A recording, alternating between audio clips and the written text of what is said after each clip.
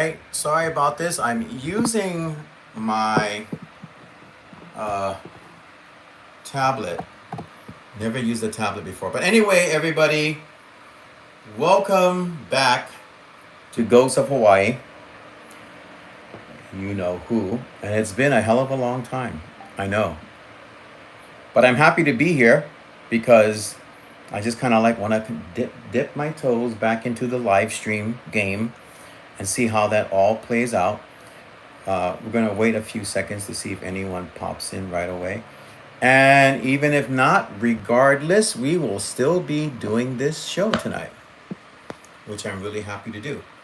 Neil Toma. Oh, we got two people here, Neil Toma and somebody else. Good to see you folks. Who else do we have here? Ed Bradley is here, and thank you. Appreciate it. Thank you very much. So yeah, it's been quite a while, guys, and I'm all set not only for tonight, but I'm kind of like getting into the, pardon the pun, the spirit of Halloween.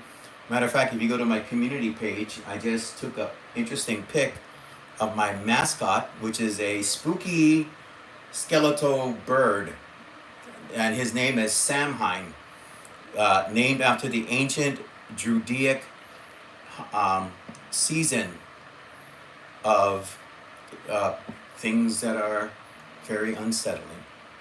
Anyway, so you can take a look at that pic if you want. It's up there on my community post. I took that before starting the show tonight. And speaking of which, tonight is going to be very interesting. In the past, I have done shows about my personal experiences with ghosts and spirits, and also extended that to other people to share as well. So right now we have Kuhao, who is here. He has been on the show several times. And many other guests, fantastic guests. Also along the way, I would share my stories about things that I have experienced as well.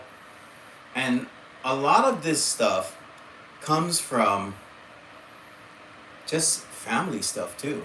You know, really, that's where kind of like everything originates and stuff. So tonight we're going to be sharing some stories from another perspective, which is the family member that I have here tonight, who is going to be sharing some of the stuff that she's experienced, or her viewpoint of some of the stories that we have shared as well. And I'm sure along the way we're going to be hearing things that are fresh, completely fresh. Carol, so good to see you.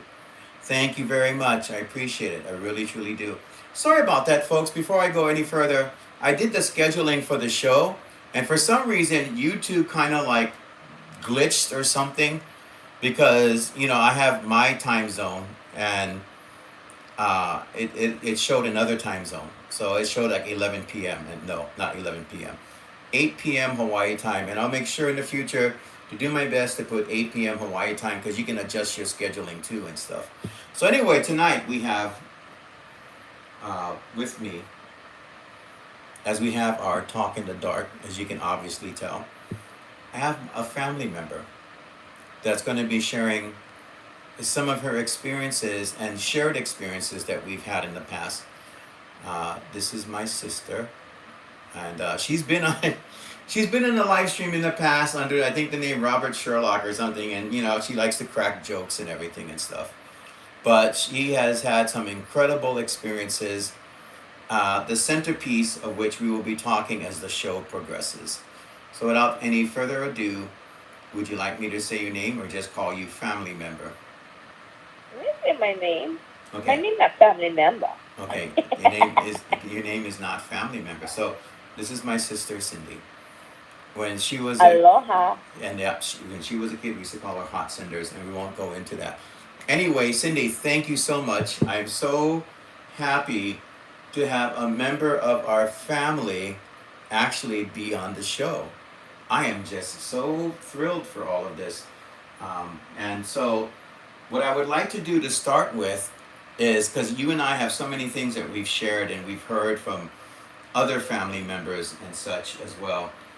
What do you think about the idea that, let's go into this subject matter first. What do you think about the idea that people that have departed, that are definitely part of our inner circle, you know, our past, our ohana, What do you think about them actually coming back and visiting? For you, is it firsthand or stuff that you heard about, or do you even believe that's possible? Oh, it's first hand and things we heard about. Hmm. Yeah, I had plenty come and visit me. You know, Recently, Dad just was he came hang out with me in my dreams. yeah, I mean, I've had dream experiences and such. The thing that I'm getting at, though, is the situations that come up with actual encounters or interaction. I'll give you a really good example, and this is a story that you shared with me. When we were growing up, my grandpa George was a character, a real dyed in the wool character. He used to like show up at our house and create chaos. And, well, not intentionally, but he was just one of those people that are kind of like gruff, grumpy type persons and stuff. And so this is a story that my sister shared with me. And this happened like not too long after he had passed away. So let's talk about that. Let's talk about first what you experienced, and then I think we'll use this along the way when we're doing the stories tonight.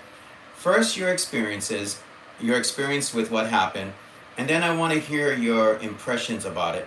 You remember what you know what I'm kind of talking about, right? Yeah, you Okay. talking about the phone call.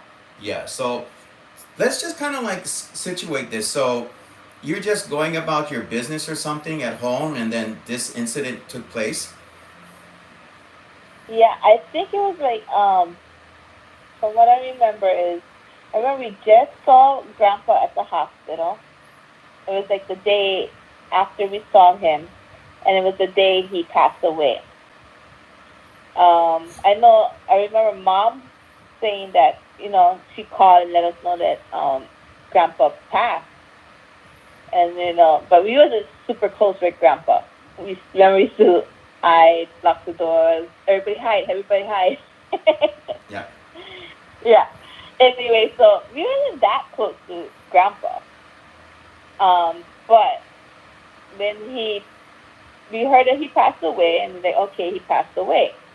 I was about, I think I was almost 12 years old when he passed away, and I was just going about our business, our day, and the phone rang, and I was the one to answer the phone. So I answered the phone, and it was Grandpa's voice, and it sounded like he was far away. It was weird. It was staticky. I remember it was staticky, and he goes, "Hello," because he had that raspy, a distinct raspy voice, and he's like, "Hello, hello, hello, hello, hello, hello," like confused sounding, and he's like, "Hello, hello, hello," and I hung up the phone. I was like, "What the?" I hung up the phone. It Luckily, freaked me out. luckily it didn't ring again. Yes, thank goodness, because I would have had one of you guys answer So again, them. he was kind of like using that gruffy voice that he had, like hello, hello, hello, Yeah, hello. and his voice, because he had throat cancer, he had um a raspy voice. So I'm assuming when you're on the other, like when you freshly passed, from what um I was told by like gifted family members, like some people when they pass, they're kind of confused, in a confused state almost, Mm-hmm. until they get comfortable with it and know their, I guess their place on the other side. And I guess that's when they become whole again. So he probably still had his raspy, throat cancer voice. In other words, what you're saying is he probably did not understand that he had passed. Yes, because for I can remember it very clearly too, because that still kind of haunts me. Um, that his voice was exactly his raspy voice that he always had. Mm-hmm. Yeah. Let me ask you a question. I love doing these shows because these questions pop in my head from out of nowhere. I never brought this up to you before. Over the years, for any reason at all, did you kind of like when the phone rang or something? Did you kind of like, this is before you have cell phones, right? Because cell phones you can see caller ID and everything. But did you ever kind of think, man, I hope that's not him on the phone? Yeah, You did? yeah. Wow.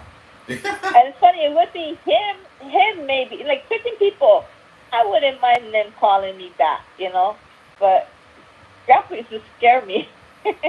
Yeah. Yeah, okay, I mean, he was nice to me, but he was still kind of like a grumpy old man, Hmm. and he was kind of scary, to me. I was still young. You know something? Let's talk about our other grandpa. This is from my father's side of the family. Let's talk about my mother's side, my my other grandfather, and he was also a character. He was kind of grumpy too. I didn't like him much. I mean, I did. That's family. You have that natural reaction. Well, that's my family. That's my grandfather. So there's like a natural reaction to like, well, you gotta love him no matter what, right? So he was a character just like on the other side. He was another one that was like that. But so when he was alive, he would do this one thing, yeah, to make us laugh. And the thing that he would do was he had like dentures, right? So he would kind of look at us and give us a funny face and then press his big nose, and his dentures would pop out like a jack in the box from his lower jaw and stuff, and we would just laugh. It caught you off guard, right? It's like, holy crap, what is this? But he kind of got used to it in a way, but he would always surprise us with that. So he would come over and visit a lot, and there was this one chair in this house, this lazy boy recliner, if you guys know what that is. Love those things. And that was his chair. When he came over, he was the king of the castle. That was his chair that he sat in. So, anyway, he passed away, and then my sister was born, and I'm going to let her pick up from where I left off with that because this became a phenomenon in the actual house. We were all kind of like, wow, because she's extremely young, so she probably doesn't even remember much. But I'll let her kind of like say what was happening with her, with that situation. So go ahead, Cindy. I don't remember too much about Grandpa too much, but I think that's the first spirit I encountered was Grandpa. I think majority of the spirits I encountered is mostly guardians, yeah. So I Yeah. think he was like a guardian for me. So um, I remember that the mad nose thing, because you guys used to tease me when I was little. Mad nose, because his nose was big and he used to point at his nose and do that thing. I remember he used to be doing that, like shooting the guns because he lost three fingers on one hand, and so he had only the two fingers, and he used to make like pow pow, and I used to go up to the chair and go pow pow, and um, what Mom said is I used to sit on it like I was sitting on his lap. But I used to sit on the, and he's not there, but I used to sit on there and talk stories like I was sitting on someone's lap and talking to somebody and no one's there. And I was always attracted to that chair for some reason when I was little. It was a green chair, right? Yes, you remember the color and everything. Yeah, that's Yeah. a It heck of was a long time ago. like a army kind of green chair. 1970s. Yeah. Hmm. Yeah. Don't And tell anybody my age. no, it's kind of creepy though. It's kind of creepy because the chair was like tucked away into its own little corner. You I know. know. I love that chair for some reason, but And I remember too, adding on to what she's saying. So, there were these encounters with my sister interacting with my grandfather who had passed away, and doing things to actually signal to us that he's there. Like what she was talking about. And so, what would happen after that? And this was really scary for me, at least. So, there was like this long flight of stairs that went up to the second floor of the place that we lived at. And so what they did for my sister, because she was a baby and she was very curious. She would try to climb a couple of the steps, and nobody saw that, and then she would kind of like tumble, right? So what we did was we for to keep her upstairs, right, and so she doesn't go down the stairs. They built a little gate so she wouldn't get hurt, so she wouldn't fall down the stairs. So, and the gate had a little latch on it, so you can't open it at all, right? So things started to happen. Like I would be like, my room was right next to those stairs, right there. And I would be laying in bed at night, and this is like late at night. And that's when you start really noticing things. It's like late at night. And then all of a sudden, it's kind of hard to explain. If you want to leave a comment below where you've experienced ghosts and you kind of like feel their presence before anything else happens, that's kind of like what would happen. You could feel the ghost of my grandfather show himself up. You could feel him at the bottom of the stairs. And then he would walk up these steps. And now these steps are made out of cement. This isn't like old wooden rickety stairs. And you could kind of like both feel and hear each step slowly coming up to that gate. And then, like I said, the gate had to be latched so that my sister could not fall down the stairs, right? And son of a gun, that gate would unlatch itself, and just like the old spooky movies and horror movies, that thing would creak, so it'd be like, as it would open, right? And that scared the crap out of me. Because here we are having encounters with my sister, experiencing things with my grandfather who had passed away, legit stuff. So the only thing I could think about is maybe, because I'm saying this to my sister right now, maybe, and thank you for the like, by the way. I really appreciate the likes, people. It really helps out a lot. Maybe, just maybe, that what my grandfather was doing, and this sounds creepy, that he got up from that chair in the dark, went up to those steps, walked up the steps, unlatched the gate, and went to go check on my sister.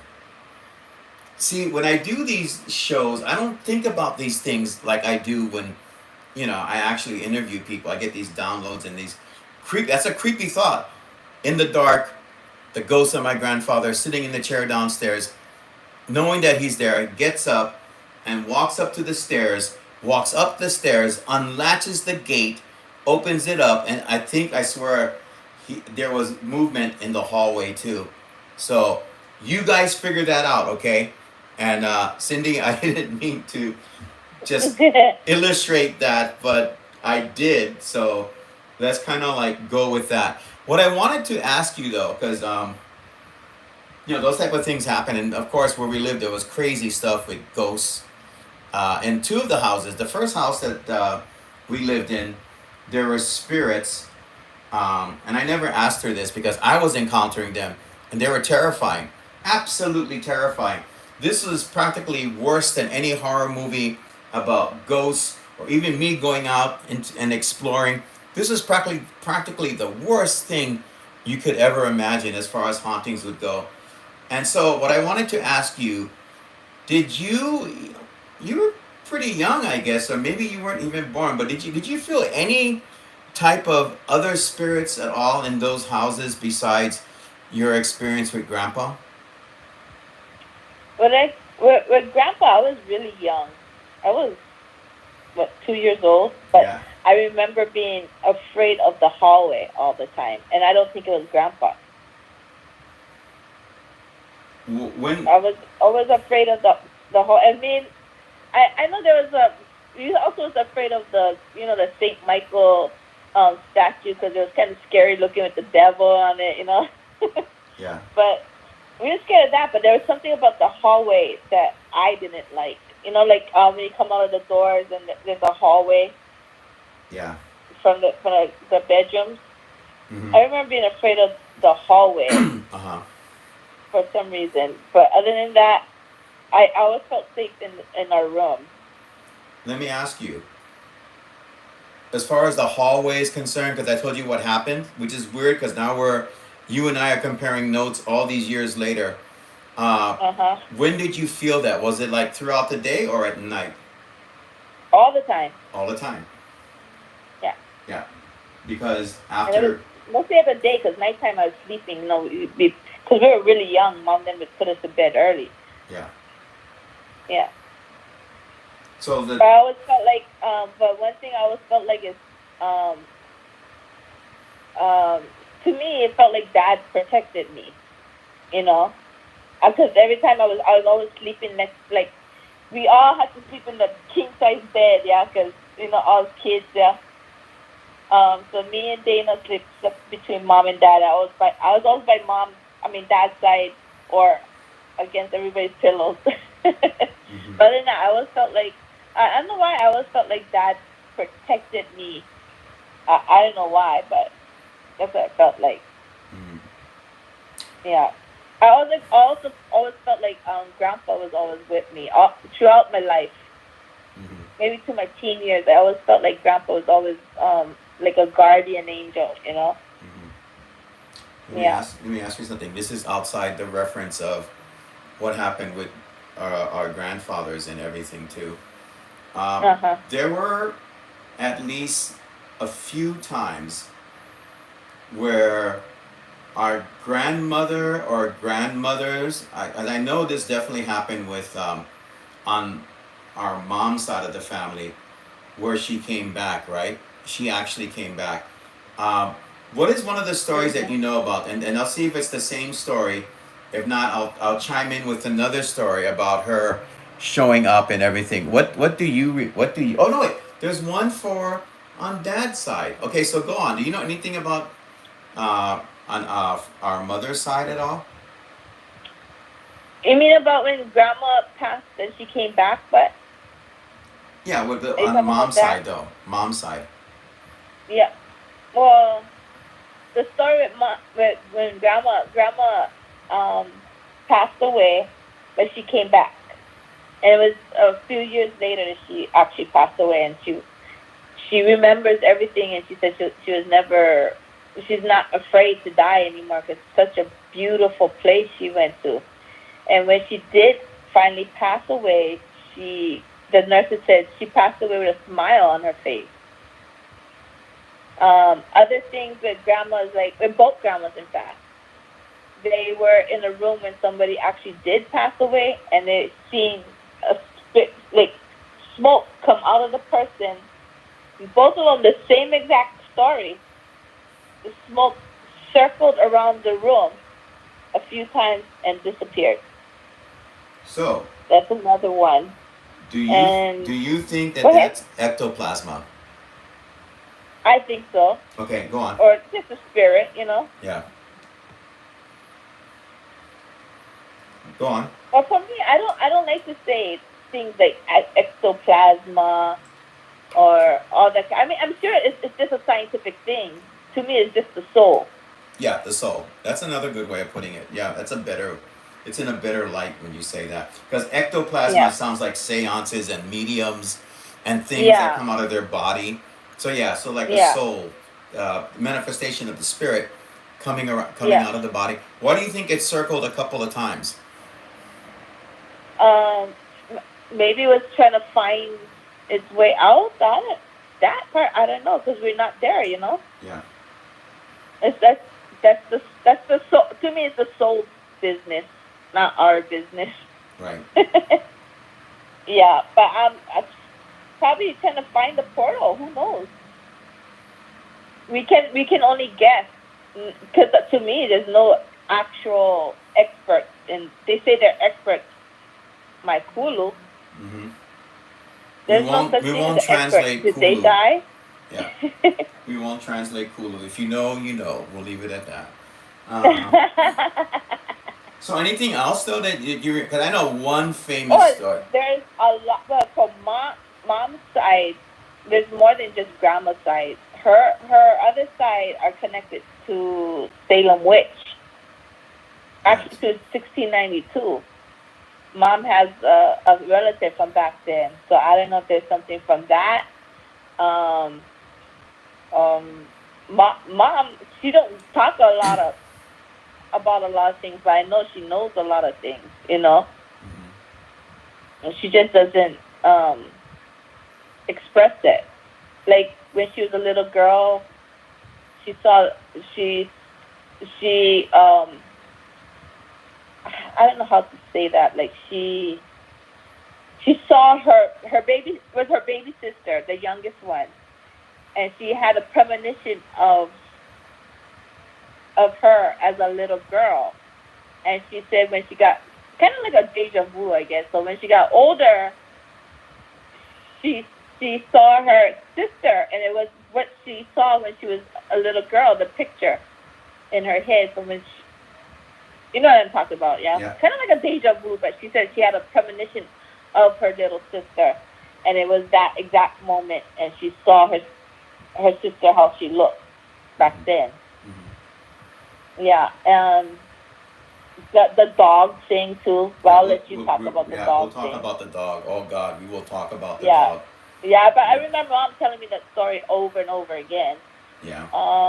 But Oh, she didn't tell us a lot too about her family seeing ghosts or anything. oh, I got one. I got one. Speaking of mom, and this is probably the scariest thing that she ever experienced. Scary. I mean, just truly scary. So I've talked about it before, but I want to compare notes with you right on this. Remember the story about when mom went up um, to visit her sister, and she I stayed. know what you're talking about. Yes, yes, yes. So I want you to tell that story. I'm going to compare notes with you. Go right ahead. Okay, that one is creepy. That's scary. She was she was staying with her sister in Washington State, and her sister lives by train tracks. So every so often you always hear the train going by her house. It shakes the whole house. But one day she was home alone, and she was staying in my cousin's bedroom, former bedroom, and so she was home alone, and she was with my auntie's dog, and And this was all of a night. This was sudden, nighttime, wait, let right? me see if I Nighttime. can Yeah, remember. yeah. Go on. All of a sudden, she started hearing. I think it was like a thumping, like thump, thump. Like somebody was like limping down the hallway, and it started pounding the wall, like it was pounding on each side of the wall, like boom, boom, and it was thumping and thumping, and it came by in front of her door, and it was like I, I believe it was pounding the door, and mom, I just so happened when she left to go to Washington, I gave her this rosary. A lady gave me this rosary that I worked with. She gave me this beautiful rosary from Korea, and it was really nice. So she remembered she had this rosary in her purse. So she grabbed the dog, put it on the bed with her. She grabbed the rosary and she started praying. Is it And, at this and point? it was outside. It was outside the front of the door, Yes. I'm and sorry. Go ahead. Go ahead. Go ahead. Yes. she started praying, and then everything stopped. So when Auntie came home, or everybody came home, she told them what happened, and Auntie never believed her.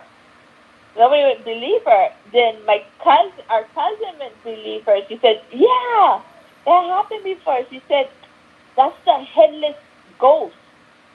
That's the she. They think it. There was a lady that got ran over by a train near where they live, and it was I guess it was hard, but mutilated. Yes. it, Well. it got messed up. Yeah. Well, a So train and hits it was you. headless, Yeah. and it was missing a leg. And there was But like a still, nobody sound. believed. But And my it was a cousin, sound like someone with one leg coming down the hallway, pounding on the walls. Right. Yeah, like each side of the wall. Like how down the hallway got two walls, yeah, one Mm-hmm. across each other. Like it was pounding on each wall, and it stopped in front of the door and was pounding the door. You know something? And, and mom doesn't get scared. She Yeah. usually don't get scared because she'll mess them up. You know something? After they gave all the details to mom, you can't revisit the story without thinking about, because she never opened the door to look, right? And can you imagine you open the door and woo, But Yeah. your imagination runs wild. So in my mind, and when I tell that story, because it's a great story, it's really really spooky. We talk about things that happen with spirits, and there's some things, especially living in Hawaii, it's very spiritual. People have beautiful experiences, and then there are stuff like that, which is the stuff of nightmares. And to me, Hmm. I see in my head that headless woman with one leg walking down the hallway, pounding on the walls. I mean, maybe angry because of what happened. I can run with my imagination and say, maybe she's looking for parts of her body and she's demanding attention about it. Who knows? And when I say stuff like this and when the show is done, I'll lay in my bed late at night and I'll kind of like not sleep until it's very late, just thinking about stuff like that. Uh, that story disturbed me for a long time too. It's one of the scariest things. I mean, not just because it's mom, yeah? Not just because it's Yeah, mom.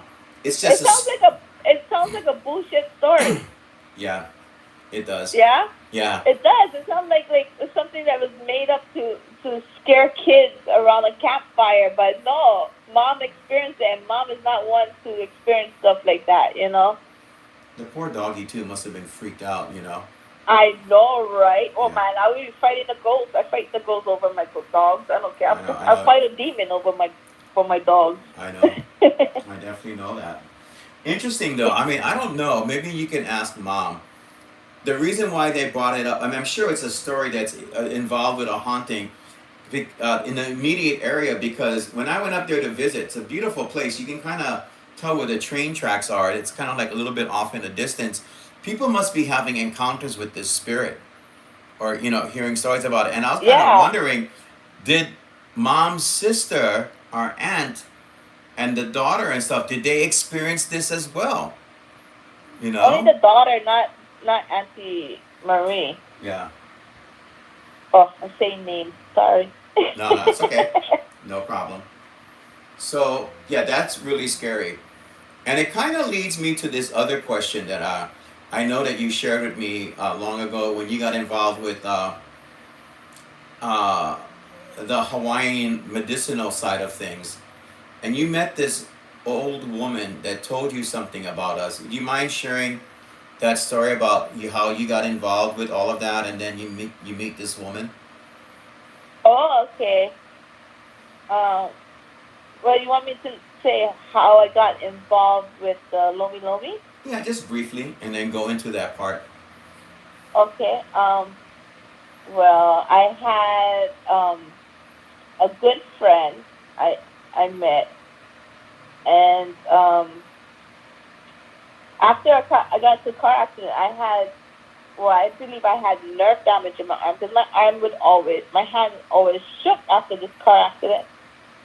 And so he would, loan me, and that's how I got kind of into Lomi. But I think it also was in the blood because our great aunt used to do the Puerto Rican side of that, Okay, pause real just quick. the same thing. Pause real quick. For those that are on the mainland and such, if you don't know what Lomi Lomi is, explain that, Cindy. Oh, it's well, they don't want to say it's a massage. It's more like a healing, but with massage motion. Hmm. There's So prayers it's involved too and stuff, right? yeah, you use your breath. You use the spiritual. You use energy. Uh, weird stuff happens when you lomi, Yeah. because it's if you know what you're doing, stuff can happen. Hmm. So anyway, so I and then I later on I met someone else, and he decided to train us in Lomi Lomi. And one of the training was to go and see this um, this lady, this auntie in Wahioa. She was well known for they call it prayer. She hated being called a psychic because religious, and she was also religious. That's why. So she hated being called a psychic. Right. So we went to her house, and in order to be invited into the home, you sit on the porch. Her companion would invite you in the home. A pit bull. So the pit bull would let her know, okay, this person can come in the house. So we went in the home, and she would do her prayer. She blessed us with water, and the way she does it is like she do it on your back, yeah, like on 3 parts of your back, and the 3 parts pretty much represent the Holy Trinity, and that's to protect you. So she did, I guess you would say like a reading, but more like I guess for her would be a vision, yeah. And she was handicapped, where she was in a wheelchair. She barely could move her arms, yeah. But she was very akamai. So she when it came to me, she says, "You recently lost someone that you really love." And I said, "Yeah." "Oh, they're with you." I go, "Okay." So I was thinking about, grandma, dad's side. It wasn't maybe about a couple of years after that. And she goes, and she says that our family was cursed. We got a family curse because of what was it? Something. I think it was something with our great grandfather, because he did he's a brujo, which is a male witch, but from Puerto Rico. And he had some problems with some property on That the he island, owned. yeah, Yeah. and with other family members. So there's a family curse from that. And she said because of this curse, she knows it's a family curse because she sees a tombstone, and when she sees a tombstone with names all on it, that means it's a generational, yeah. Yeah. And she said that she said it was from that side of the family. And I was supposed to be. She said you are going to be the one to break the curse. I guess I never do them yet. No. Because this is why ghosts follows your family. You see ghosts all the time. I didn't even tell her that. I go, yeah. And she goes, this is why you see ghosts. It's because of this family curse. I go, oh, okay. Wow. And then she goes, someone is someone in your family is going to is sick, and or they're going or dying. She said she cannot say exactly. She goes, but there's this when she sees a boat come in with people on it, that's coming for someone who is either sick or dying. The spiritual escort to take them. Yeah, Kind of like kind of like the Akualele, kind of like that. Yeah, but I thought of one particular person, but it was the wrong person. It ended up. She said she actually said this. She said it was somebody. How did she say it?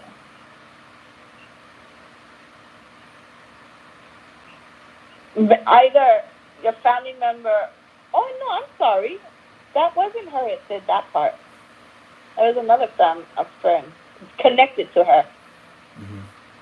Okay, that one is connected to her. Sorry, wasn't her. But she was saying about the headstone, but for sure, the headstone, family curse, and all that. And I was the one supposed to break this curse. And then she tells me, you're Catholic. I didn't tell her I was Catholic. She goes, you're Catholic. Pray. I mean, oh, okay. I didn't tell you I was Catholic. So that was pretty much it with her. But it was sad. Not too long after that, her companion, because she had family members that was taking care of her, and her family members was on drugs, and then claimed that her companion, the dog, bit them, and they had to put them down. Yeah. I was really mad about that. And then not long after that, okay, how's this one too? Okay, not long after this, our sister called me from Oregon, and she never met this lady. Okay, she goes, you know that lady that you go for prayer? I go, yeah. She goes, she's gonna die pretty soon. I said, what the hell are you talking about? You don't even know her. You never met her. And she goes, but she's gonna pass away soon. And I go, whatever. And I thought she was just being cuckoo because, she's cuckoo. Mm-hmm. Then maybe a week and a half, 2 weeks later, I got a newsletter from our group, our Lomi group, that she had passed away. I know. That's incredible that you share that. And So, she was telling me recently, we were talking about that, and she said that was weird because she just called me just to talk story to me, and out of the blue, she spoke to Dana. mm-hmm. She was talking to Dana, and because Dana has that thing where she knows when someone's gonna pass, yeah. Right. Yeah. And she never met this lady. She's all the way in Oregon. So one more close. Sorry. That's okay. That's I know you Chloe. got dogs over there.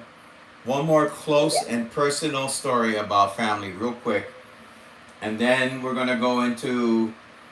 I think there's a connection with the tombstones. So hold on one second.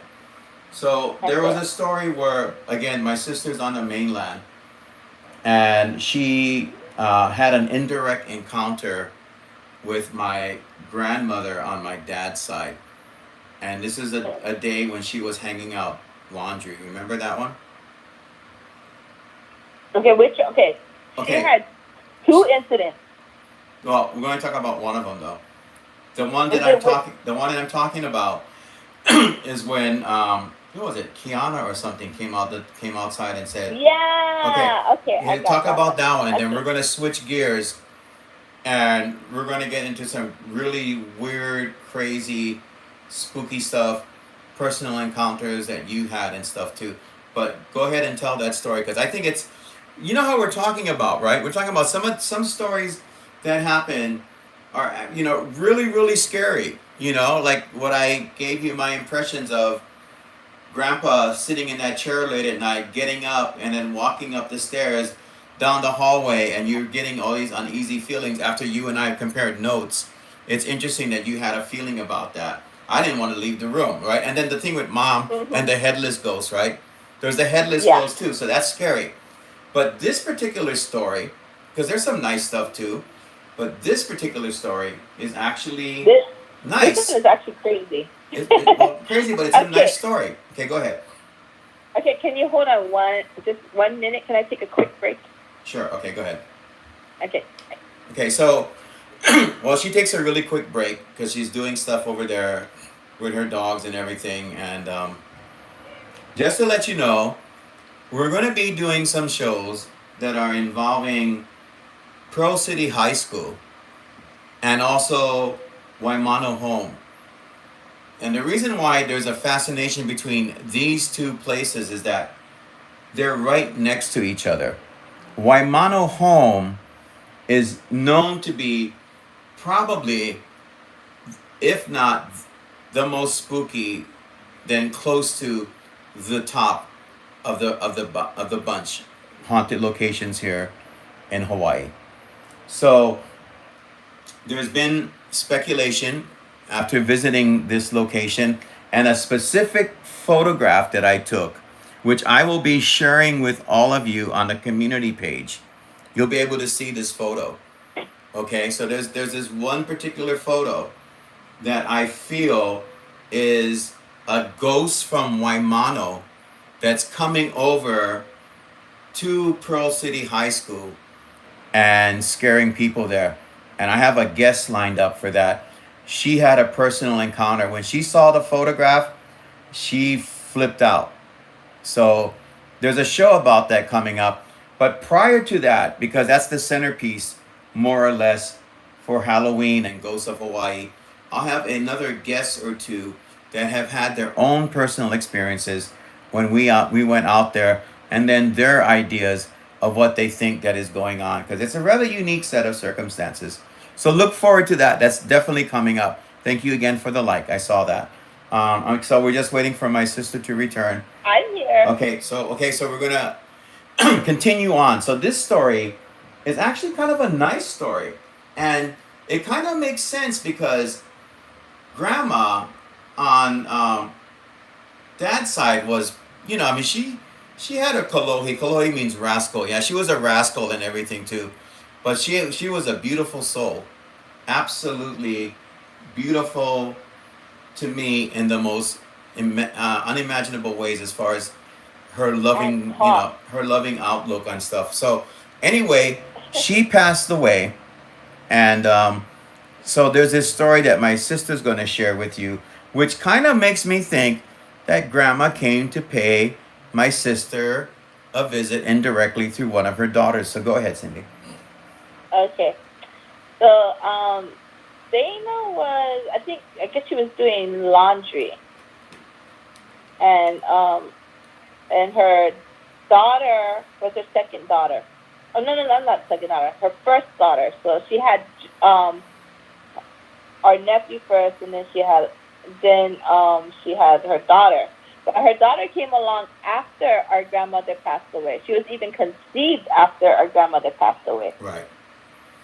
So she was about 2 years old, and Dana came into the house, and she told Dana, "Grandma was here," and she said, "What you talking about? Grandma's in Hawaii. Grandma's not here right now."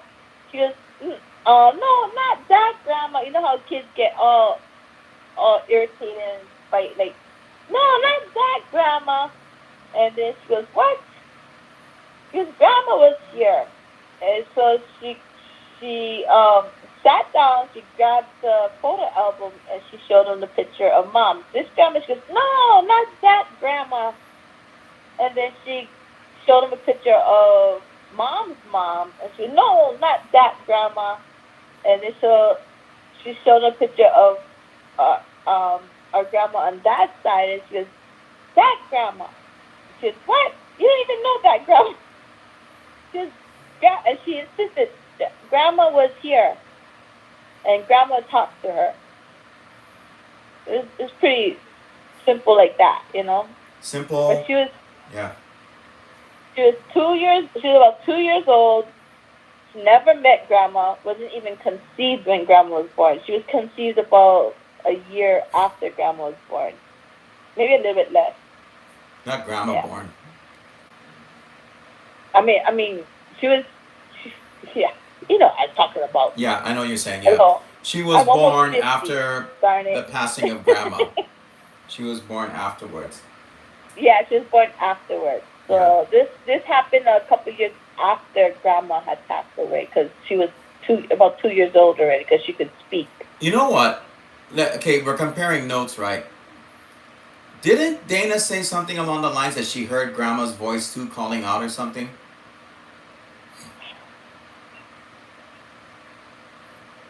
I don't know. She heard Grandma's voice was the day Grandma passed away. And my kids was up there, and our cousin's kids was there, because they used to have everybody's kids over. And I think she said she heard Grandma, but she didn't find out Grandma passed away yet. And then was it Joseph was reaching up like he wanted to be carried, and nobody was there. Interesting, And because Grandma really loved Joseph.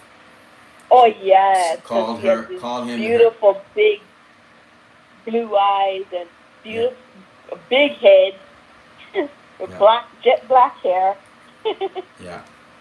he was he was very interesting. And So, then but okay, then she got the call that grandma passed away, and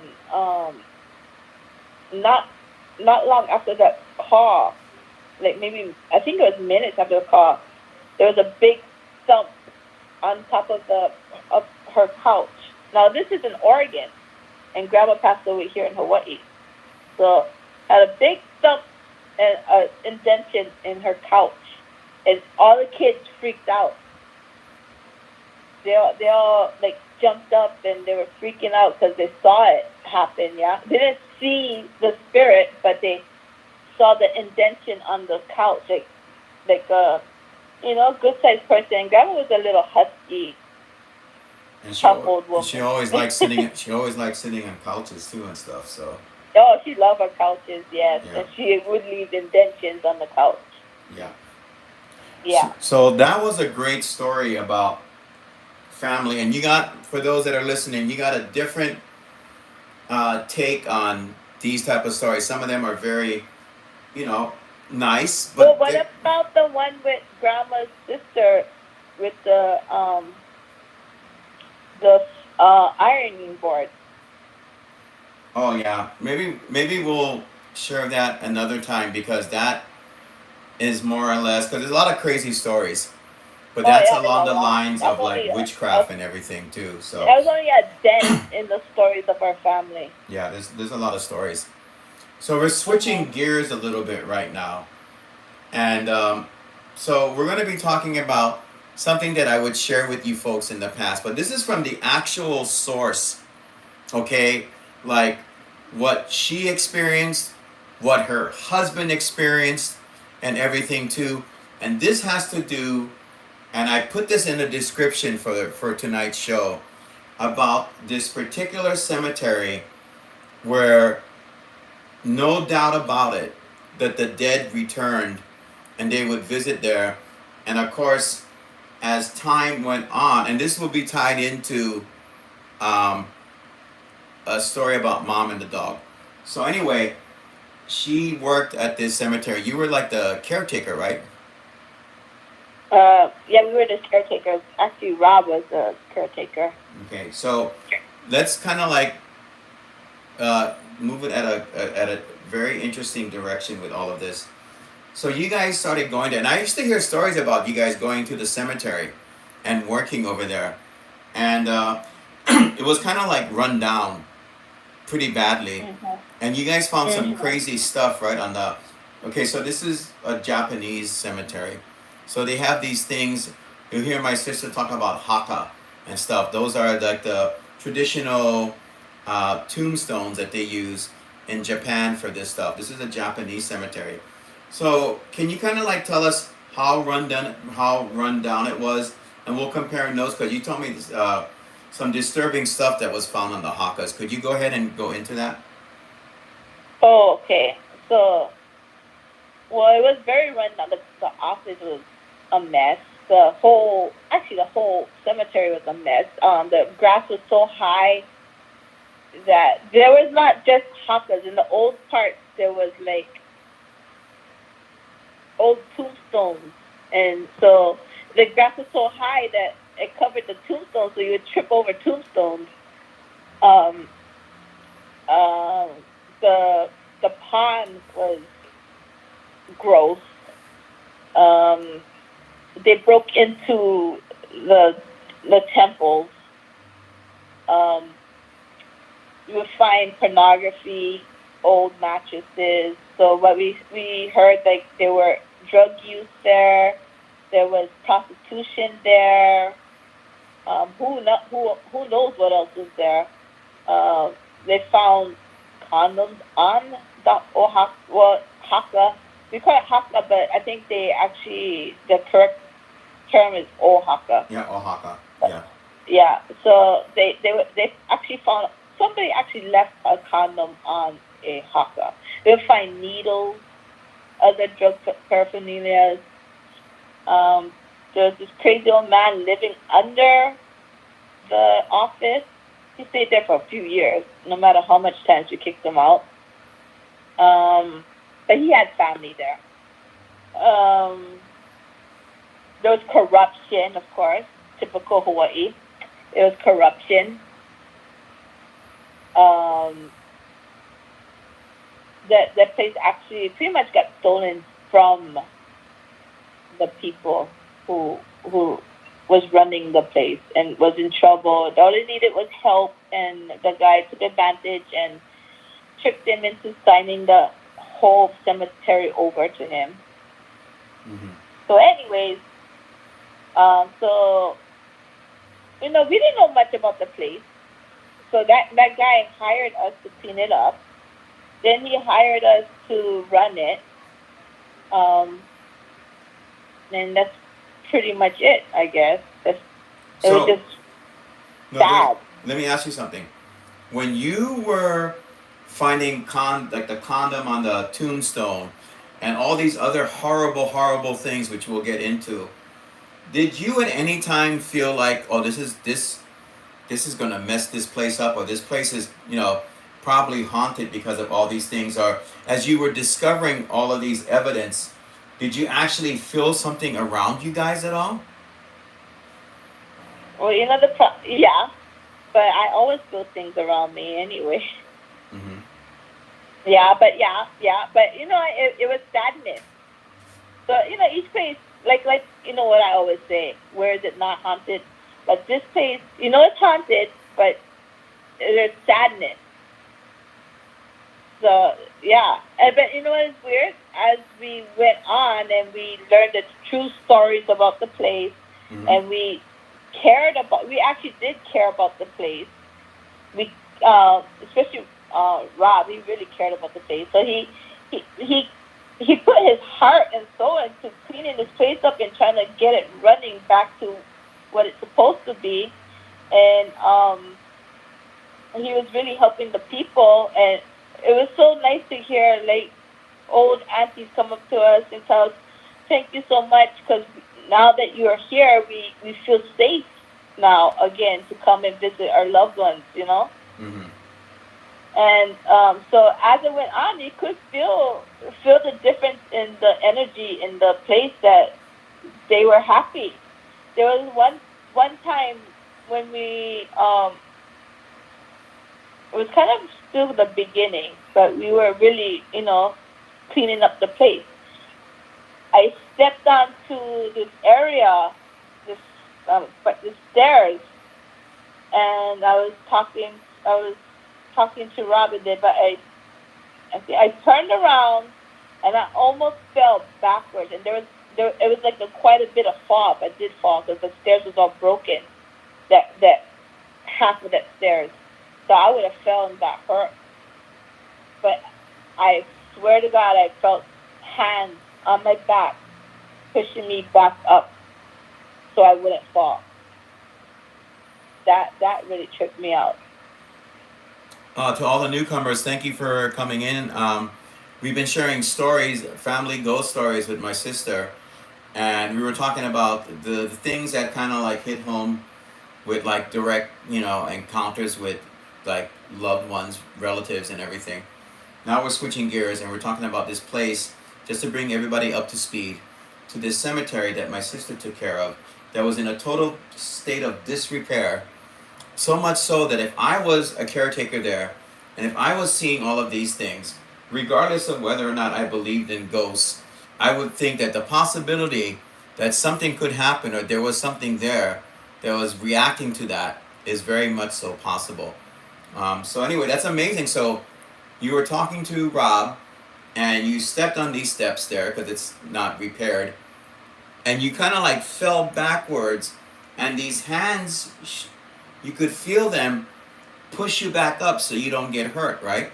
And this is after you folks were cleaning it. Yeah. The way it felt was like so caring, like pushing me back up. And all I could say, I said, "Thank you." Yeah. You always gotta thank you, even if it freaks you out. Mhm. stop and think about it and say thank you, you know. It's And then interesting. there was another Hmm. time when Rob was cleaning. He's working on the old part, which is the top part, and along the fence, and he kept hearing his name being called. And then, come to find out, he talked to his auntie. Come to find his grandma and papa was buried right on the other side of that fence, right in that spot that he kept hearing his name being called. Wow. Yep. So interesting how you end up in these set of circumstances, and then these things that are definitely paranormal in nature start to happen. Interestingly enough, too, just to let everybody know, it's because of my sister and this cemetery that did have the dead come back, uh, and in spectacular fashion. Wait till you hear some of the stuff.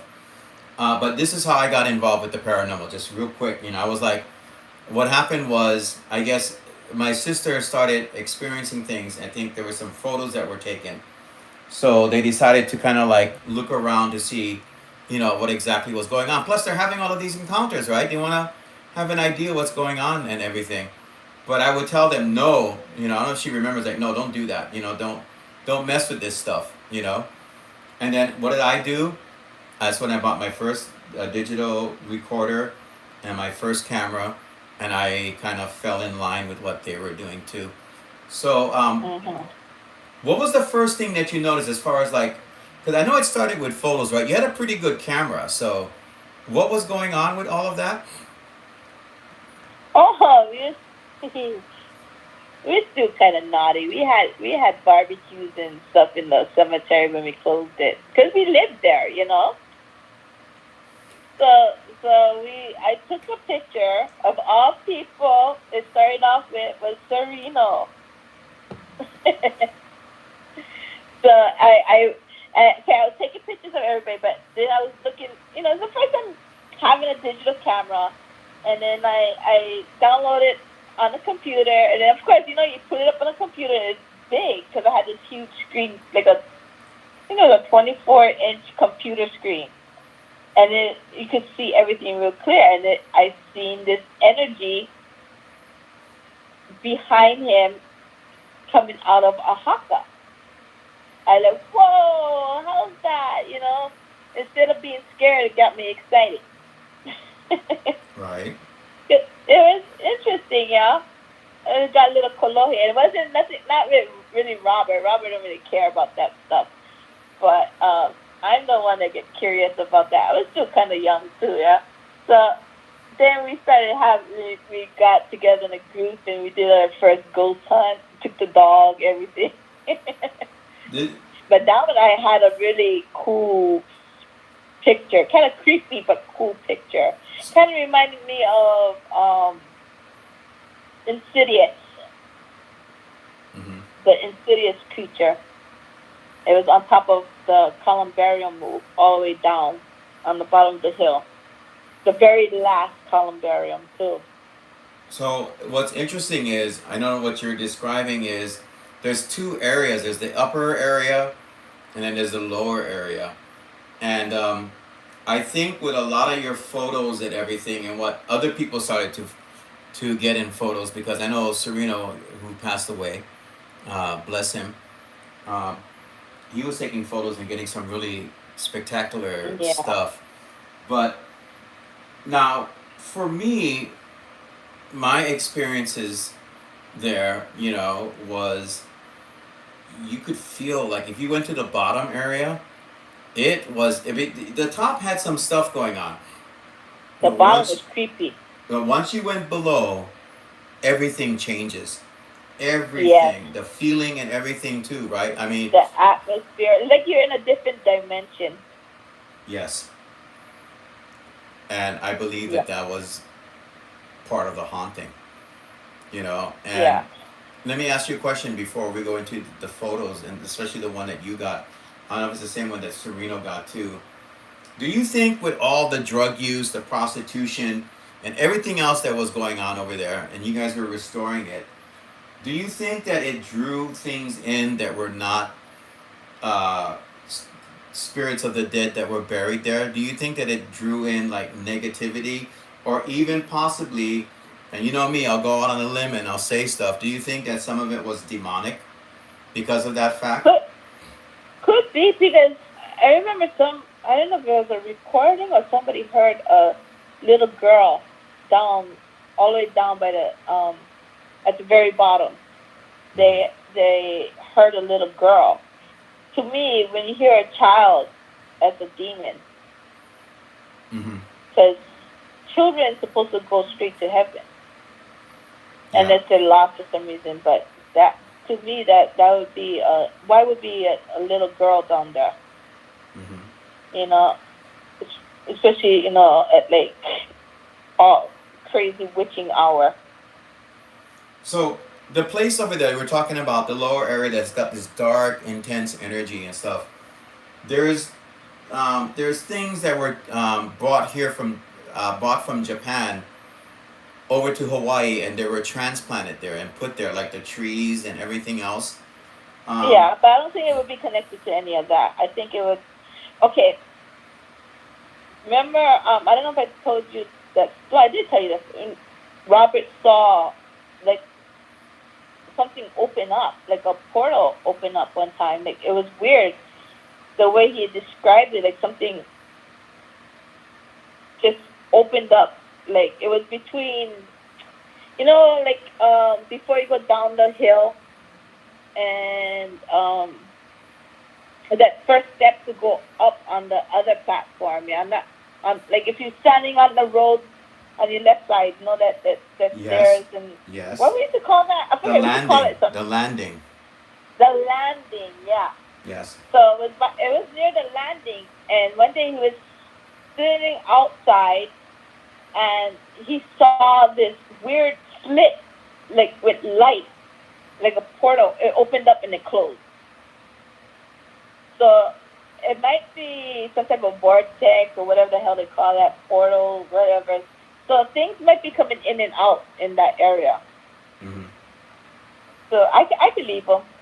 I believe him. He sees some weird stuff. That's why I believe him. God, there's so many scary stories. But I remember the one time when you guys saw orbs flying around in your room, but that's from another story. So I was kind of, Oh, sure. I was, I That was, scared the uh, shit out of I was me. kind of thinking along the lines of stuff like that. So But another one's like a scary movie, but it was real. so, you guys are taking photographs, and you got something really scary on one of your pictures, and I know that getting back to the trees from Japan.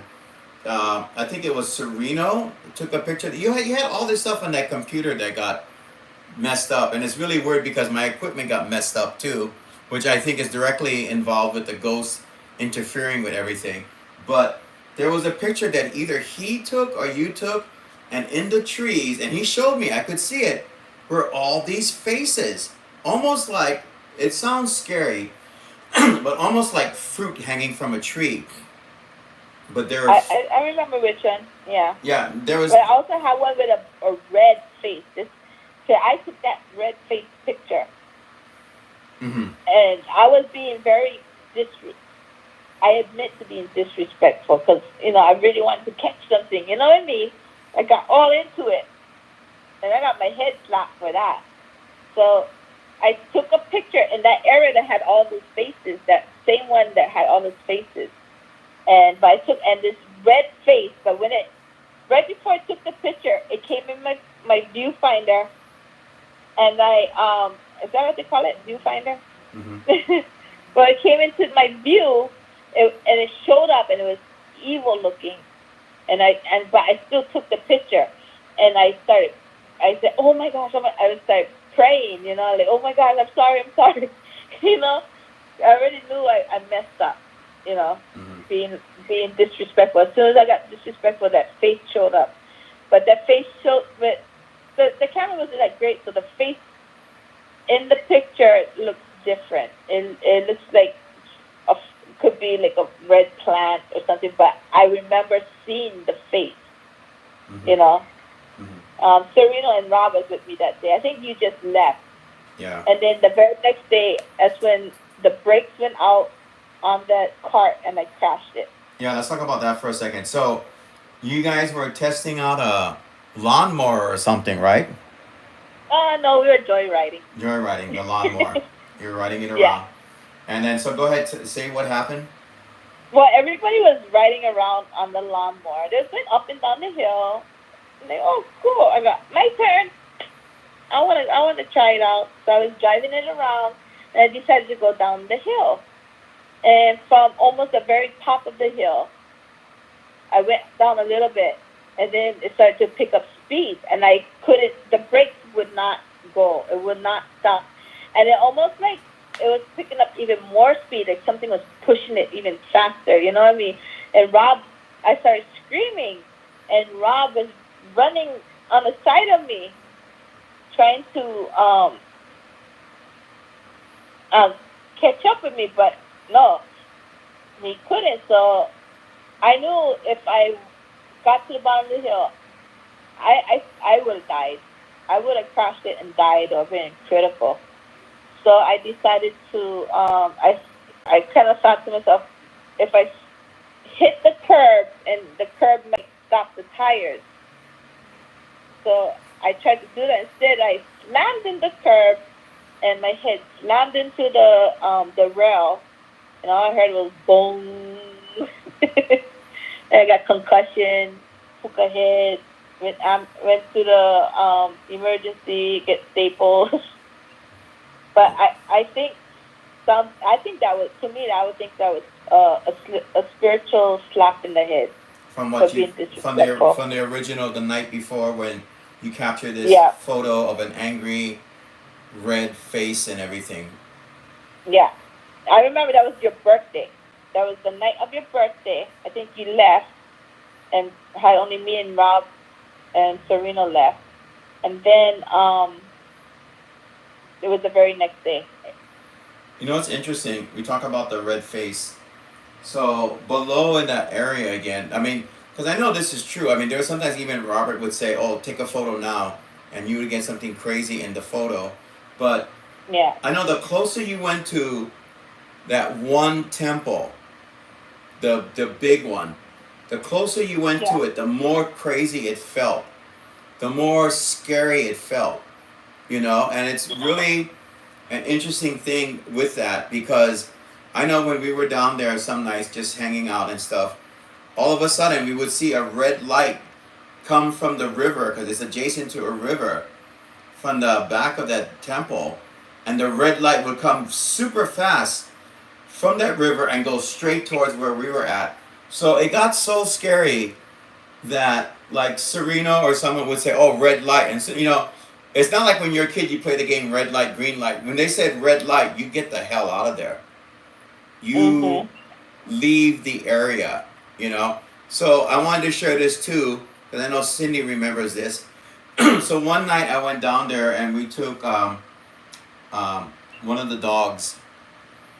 I took one of the dogs down below with me, and we were walking around, and it started to rain because then I told the story about the dog in the rain with me, and we were walking around, and so there was this cherry picker. If you guys know what that is, or like I call it a cherry picker, but it's like a vehicle that they use to trim trees, right? So I remember Oh, okay. Yeah, yeah. remember that down below. So Yeah. we were walking down, right? And I swear to God, from what I remember, is the dog turned, looked at the cherry picker, and started to growl. And this dog is really, I mean, you can get on her bad side, but she was like growling. So I got kind of scared, but there's like, so what I did was I continued walking forward, and when we got to the second area, which is there's two of these buildings from Japan. When we got to the second area, it started to feel crazy, and the dog was like, this is a big, powerful dog. I'm trying to control her, It's and it 70 pounds. it was getting to be too much. I couldn't multitask, taking care of the dog, experiencing what I was feeling, right, and then seeing where that would go. I didn't want to find out, so I reluctantly took the dog, and as we were walking down to this tree trimmer vehicle, I heard this loud bam, like super loud, super. It just right into that vehicle, right on the side panel, like something like a big fist or something just slammed right into it, you know. And so I took a photo, and there were like these orbs around it. And I went back up back to the house, and I told Cindy guys what had happened. And so the next morning or the next day, you remember that, Cindy? We went down below, right? Mhm. And what did we try to do? We tried to duplicate the sound. Oh yeah. Yeah. Remember? Oh yeah, I remember that now. Yeah. Yeah. And no matter what we did, we couldn't replicate that sound. No matter what. I, Yeah? they like pounding about down there. Remember when Robert was down there in the middle of the day? No, it wasn't the middle of the day. It was like Towards the end of the day. towards the end of the day, but not dark. Yeah. Probably about 4 o'clock. And he was down by the pond, and he heard coming from inside the temple, boom, boom, boom, and that temple is like concrete, and something was pounding right by him, boom, boom, trying to get his attention, Interesting though, and right? there's nobody in there, huh? Interesting though. Go on. I'm going to say something else when you're done with that. Oh, no, I'm not gonna say what was in there Can I say it? on the other side, unless you want me to say it. Yeah, go ahead. Because this has nothing to do with you guys. It's desecration. It's pretty much desecration. And I know I kind of know the story what happened after. We didn't know the story at the time, but there was a garbage can in that area where it had the pounding, and there was bags in there of people's ashes. Well, told Rob, that's not ashes, that's drywall. So he takes out one of the bags and put it in the sun, and there was teeth in it, in the ashes. Teeth. Like, oh my gosh, Hmm. how disturbing, how sad, everything. The reason for that, though, right, was people were going in there and they were taking the urns, because this was back in the day when people were like uh, getting anything that they could get their hands on made out of brass or something along those lines, and they would sell it for money. It was in the news, Yeah, like, crazy places people would go and do that. But yeah. isn't that what happened though? They took the urns. That's some of it, and there was another incident that even wasn't even involved in that, from what I heard, and it kind of really pissed us off. Hmm. Yeah, I'm not gonna say what it is. Okay, but Yeah, talk but about that yeah. might have been some of it too. That most likely was some of it. Now, what really interests me in all of this stuff, doing the work that I do and everything, and is this event takes place, right?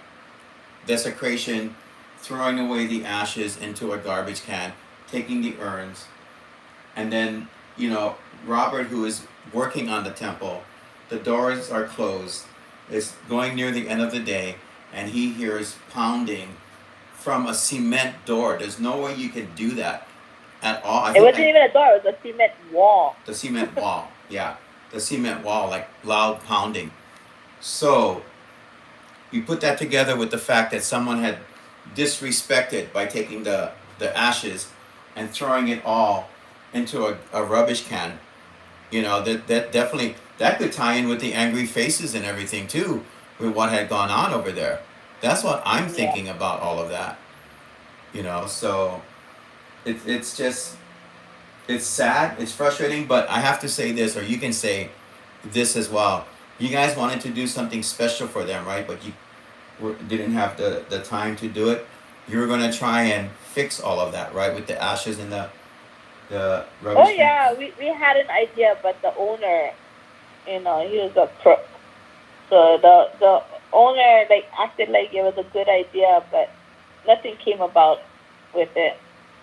Hmm. We wanted to do a like since we didn't know whose ashes they were, and I sat in that office.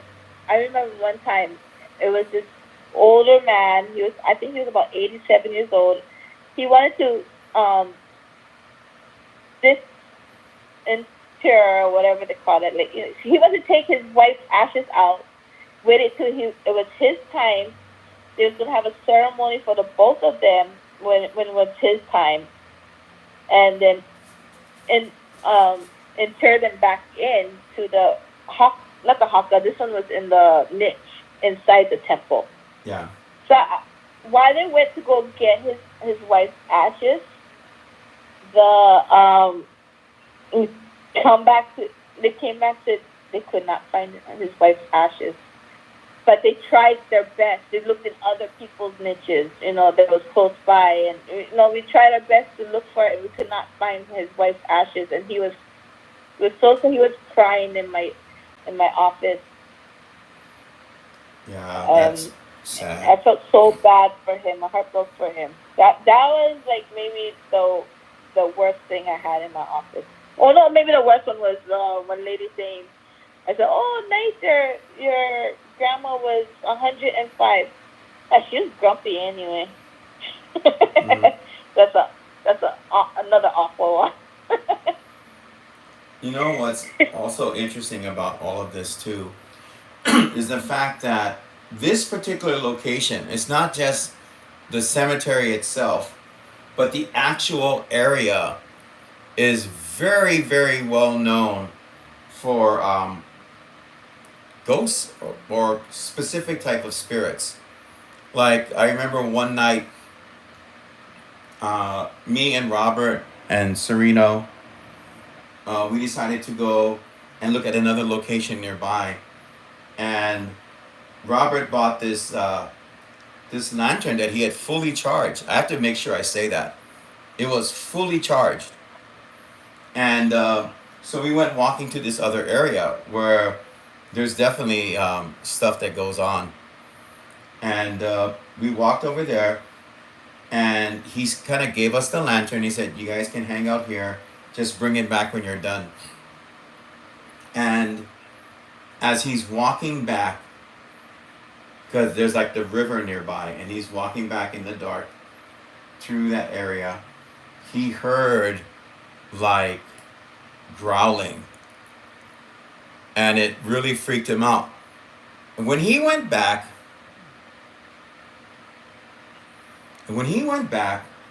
um,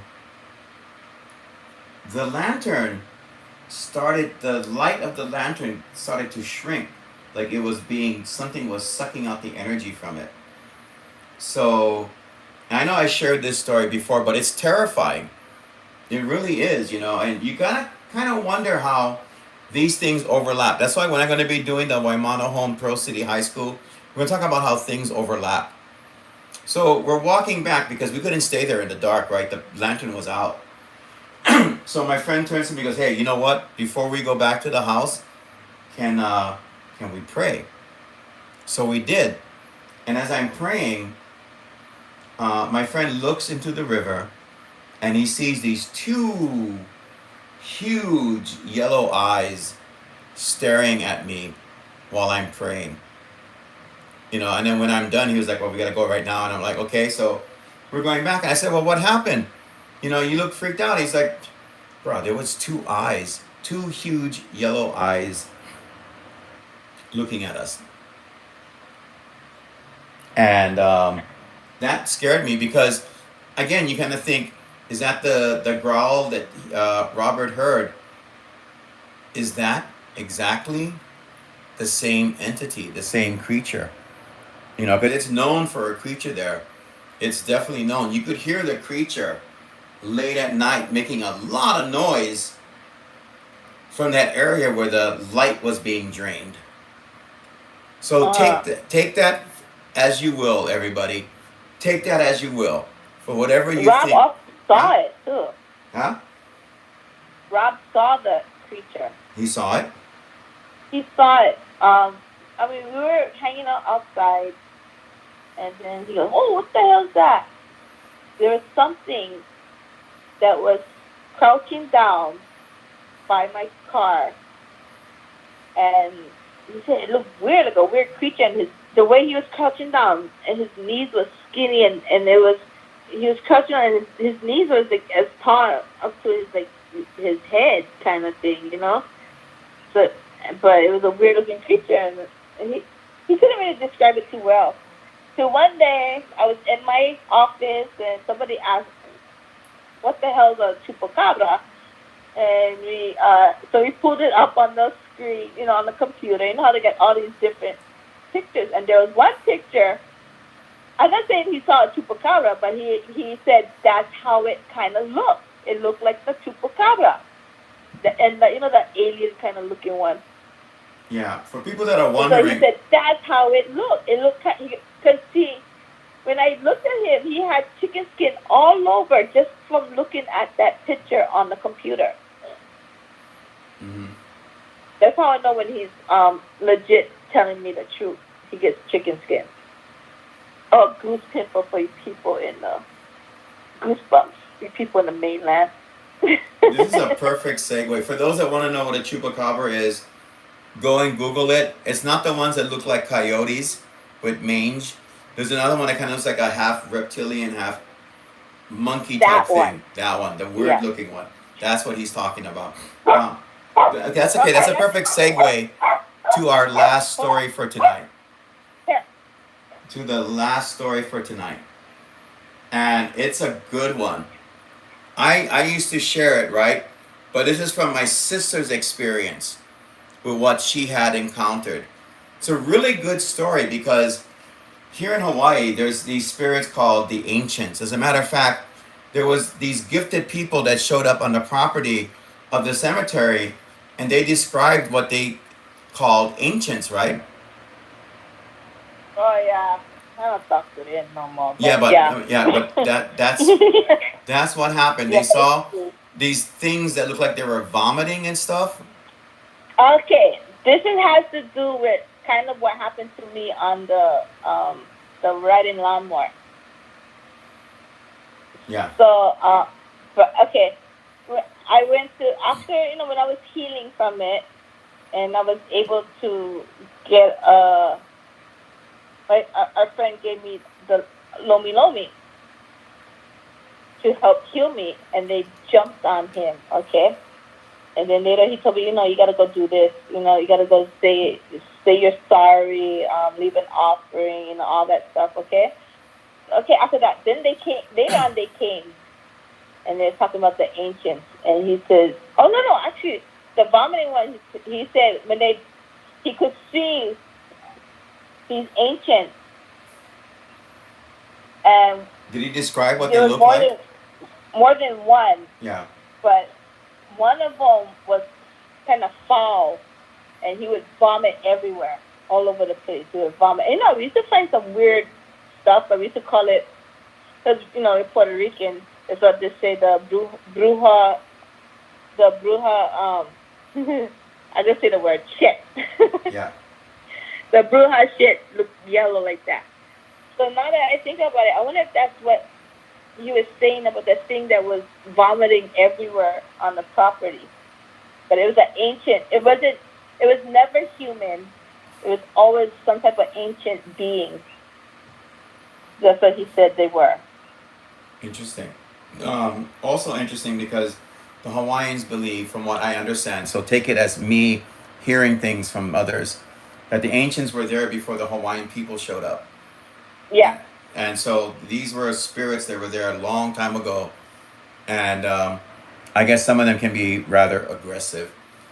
Interestingly enough, before I go any further, so we think that what was going on was from a dog. There's actually a story about the temple and the dog that I've done a show about, which is an inogami, and that was said to be an inogami from a person that was a sensitive or a psychic that came to the area and was looking at the buildings and said that because there was an encounter where a friend of mine got bit.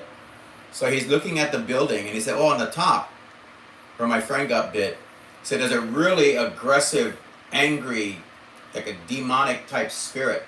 And then below, on the bottom of the building, was this kindly old Japanese man." And he said, "Oh, that's the caretaker from a long time ago. He still watches the area."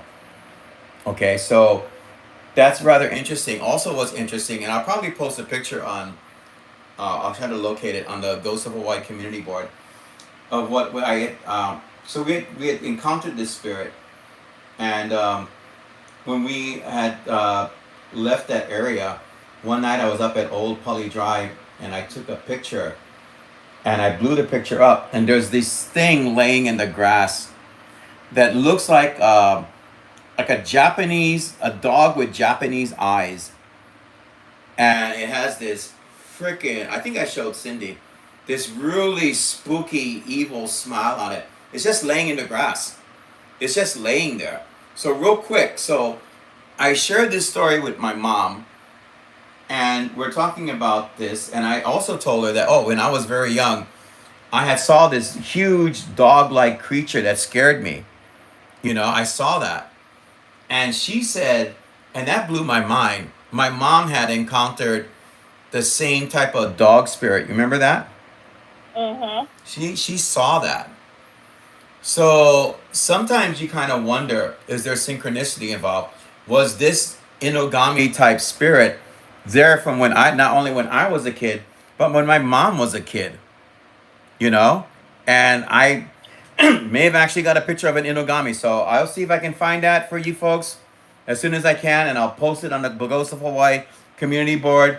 If you look, it's like all white, and it's laying Yeah. in the grass, and its head is looking up at looking up at the trees up at Old Polly, which are scary, Dad dark. also had a story about a dog too. Remember? Who? Dad. Yeah, I remember the That's, story. that's another dog story. The one with Uncle Louie and stuff. They saw the dog that got big. Yeah. They Yeah, thought first it was small and then it came as big as a horse. They said. yeah. That whole Yeah. place, School Street, Lanakila, all those places nearby are just scary at night. Super, super scary. Anyway, Yeah. Even when I moved there, it was scary. so to end tonight's, first of all, thank you, Cindy, for being here. Or maybe we'll do Mhm. another story after that, real quick. Both of these involve scary things. So, so when my sister used to live in Haula, and one day I'm like in their yard and I'm looking at this tree, and on this tree are like these three claw marks deeply ingrained into it, just going like sideways down the tree or across the tree. That kind of really freaked me out. So I was talking to my sister, and she told me this story about something that they had encountered in Haula. And first of all, what did they call it? Pupuka. Pupuka is what they call it. This is a pretty cool story, guys, but it's scary. It's like chupacabra in a way, right? It's Yeah, kind of like the same kind of thing. The chupacabra thing. They also say it look kind of like chupacabra. and this thing is called a pupuka. So They call it pupuka. yeah, I kind of shared it too, but this is from my sister's point of view. We're comparing notes, okay? We really are. So first of all, did you notice the claw marks in the tree right away, or was it after stuff started to happen? Oh no, I was there before I moved there, Oh, it and it was was kind of burnt in. burnt It in. looked like it was. It looked like something. The claw marks, and it kind of has like a burnt kind of look to it. Hmm. Yeah. Okay, so what happened? Well, how did you first experience all of this stuff? What was going on over there? Okay. Well, they experienced it way before I moved there. They lived there a lot longer than I did. Um, so they said the thing that I'm trying to remember that story. I remember they said the thing is to jump on that tree. They wouldn't see it, but the tree would be shaking, and then they seen the claw mark. But my experience with it, was when we moved in there, and one day it was at night. Everybody was pretty much in bed, and we heard this big boom on like something jumped on top of the roof of the house. It was kind of like a fourplex, the house, yeah. So it jumped on the roof, kind of more like on my neighbor's side, and you hear it run past, like towards our side of the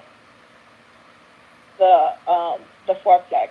We were living at the end, so it jumped, real loud boom, and it was real loud running, like boom, boom, boom, boom, boom, and then you hear a big splash in the water, and you hear it running on the water, like on the water, and we were all everybody could hear the whole house like, what the hell was that? So they said that their experience was this thing they called pupuka. Did they ever tell you why they called it pupuka? I don't know, because it's ugly. I don't know. Okay, go on. I'm not Carry sure. on. So there was a couple of instances, like they always would see it from their bathroom window, because the window had no screen. All the windows had no screens on that because we had a slumlord. Mm-hmm. So, but they had a curtain, and I'm trying to figure out, because I saw it a few times in the bathroom, because the bathroom is looking over the river. Yeah. In Hauula. And then I think the first one was that the husband was in the bathroom and the window was open and he was using the bathroom and he saw it at the window. He said it looked kind of like a chupacabra with like bat wings kind of thing. Bat wings. And it was standing at his window, and he said, "You ugly mother," Yeah. And he said, "You ugly mother," and then the thing just turned around and ran on the water. Ran on the water. Yeah. So I think that was one of his first experiences with it. Then they said the thing would jump, but they wouldn't see it, but it would jump on that tree that had the claw marks and shake the tree, to like taunt them, yeah. Mm-hmm. Or they would hear it running down their part of the driveway, and they would close the door, and the thing would jump on the tree and shake the tree and all that. And then there was one time, because they had a charter school there before. This is the funny one, right? Go on. Yeah. So there was this one time, they know what time the thing is at the window, so they told the daughter's boyfriend, check on, look at the window. So they all sitting at the window, staring at the window in the bathroom, and all of a sudden they said this long claw comes through the window and starts parting the real slowly too, yeah, and then starts parting the curtain, and the boyfriend screams like a girl, turns around and jumps on top of the Christmas tree and on the what? He tried to run out, but he ended up something like jumping on the Christmas tree. Bumping up the Christmas tree. Excuse my language. Yeah, it's okay. Wait, my cousin told me about seeing a white furry, red-eyed dog. Was that on the screen? Oh, I thought he knew. I thought that was his cousin telling the story. I haven't even looked at the screen because I got so much into the. Thank you, everyone that's here that said stuff in the room. He jumped on he was so scared. He ran into the Christmas tree, messed up the Christmas tree, because he didn't know where to run. Because the places were so tiny, those houses. Oh, Real Paranormal Wow. Hey, it's my friend, my good friend. Oh, yeah, so the story about... My good friend! Yeah, so the story about that is... I think it's Gabe. The story about that is... So, like, this area that I'm talking about, it's again an overlap. So when we do the Waimano Home Pearl City High School story that we're going to be doing in the next couple of weeks and stuff, it involves overlaps, different weird things. Like as an example, there was a sighting of a giant there one night in the area. Interesting. Everybody was sitting around. You know how it is, yeah. Back in the day, there's nothing really to do. There's no phones and internet and stuff. So people sit around and they do what we call suck 'em up, which is drink and get high, right? So they're drinking and everything, and real quickly, they started to just to chime in real quick. They started to hear laughter, and so they turned to look at where the laughter was coming from, which was, see, that's Gabe. So to look at where it was coming from, it was this. Back in the days, they had like wooden telephone poles. You look now, everything is metal with these arc sodium lights or whatever the hell they are. Old wooden pole. And they see what looks like, I guess, the bottom of a person's body. And that's all they see. And as their eyes start to go up the pole, they see this person. His head was at the top of the telephone pole. You know how tall telephone poles are. Got a cigar in its mouth. And it's smoking the cigar. And it's looking down at everybody. And it's laughing at them. So they got up and they were terrified. And they got the hell out of there, right? So that's a Capri. That's a well-known, well-documented Filipino ghost from the Philippines. Well documented. You can go ahead and look it up. I think Gabe already knows about that. But see, intersect, right? Because also, there was a story one night where my uncle and his friends are walking home, and they're kind of high, yeah? They're drunk. They like to drink beer. And they see this cute little white puppy, you know? And you know how puppies get to you, right? It's like, oh, look at the puppy. It's like I can kind of imagine them doing that. Like, oh, look at that little puppy, you know? And so I believe one of them called the dog over to them. So when they did that, the dog, I guess, was sitting down or something, got up and started to trot over to them. And as it started to walk over to them, it got bigger and bigger and bigger. And by then, my uncle guys are probably sober as when they saw the other giant, right? So they're like, oh my God. And this thing grew to be the size of a horse. A dog the size of a horse. Now, I know Gabe knows this as well, okay? I know Gabe does. These stories about these dogs are not just, particular to island culture here. There's stories throughout the world of these dogs. You know, these dogs that grow to like tremendous sizes and stuff. Of course, here in Hawaii, there's a story about a very prominent dog spirit that does this as well. So again, this kind of like a meshing of two different types of spirits from two different ethnic cultures, you know. But that's how that place was.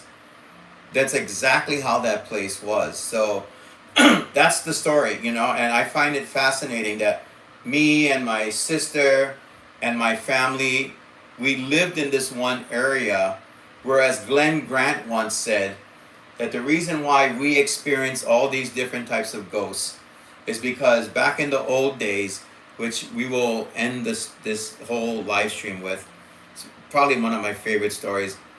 Back in the old days, people came from Japan, Puerto Rico, and all these different places, right? Portugal. Everybody came from different places to work in the plantations. And because they worked in those plantations, it was a mixed plate of hauntings.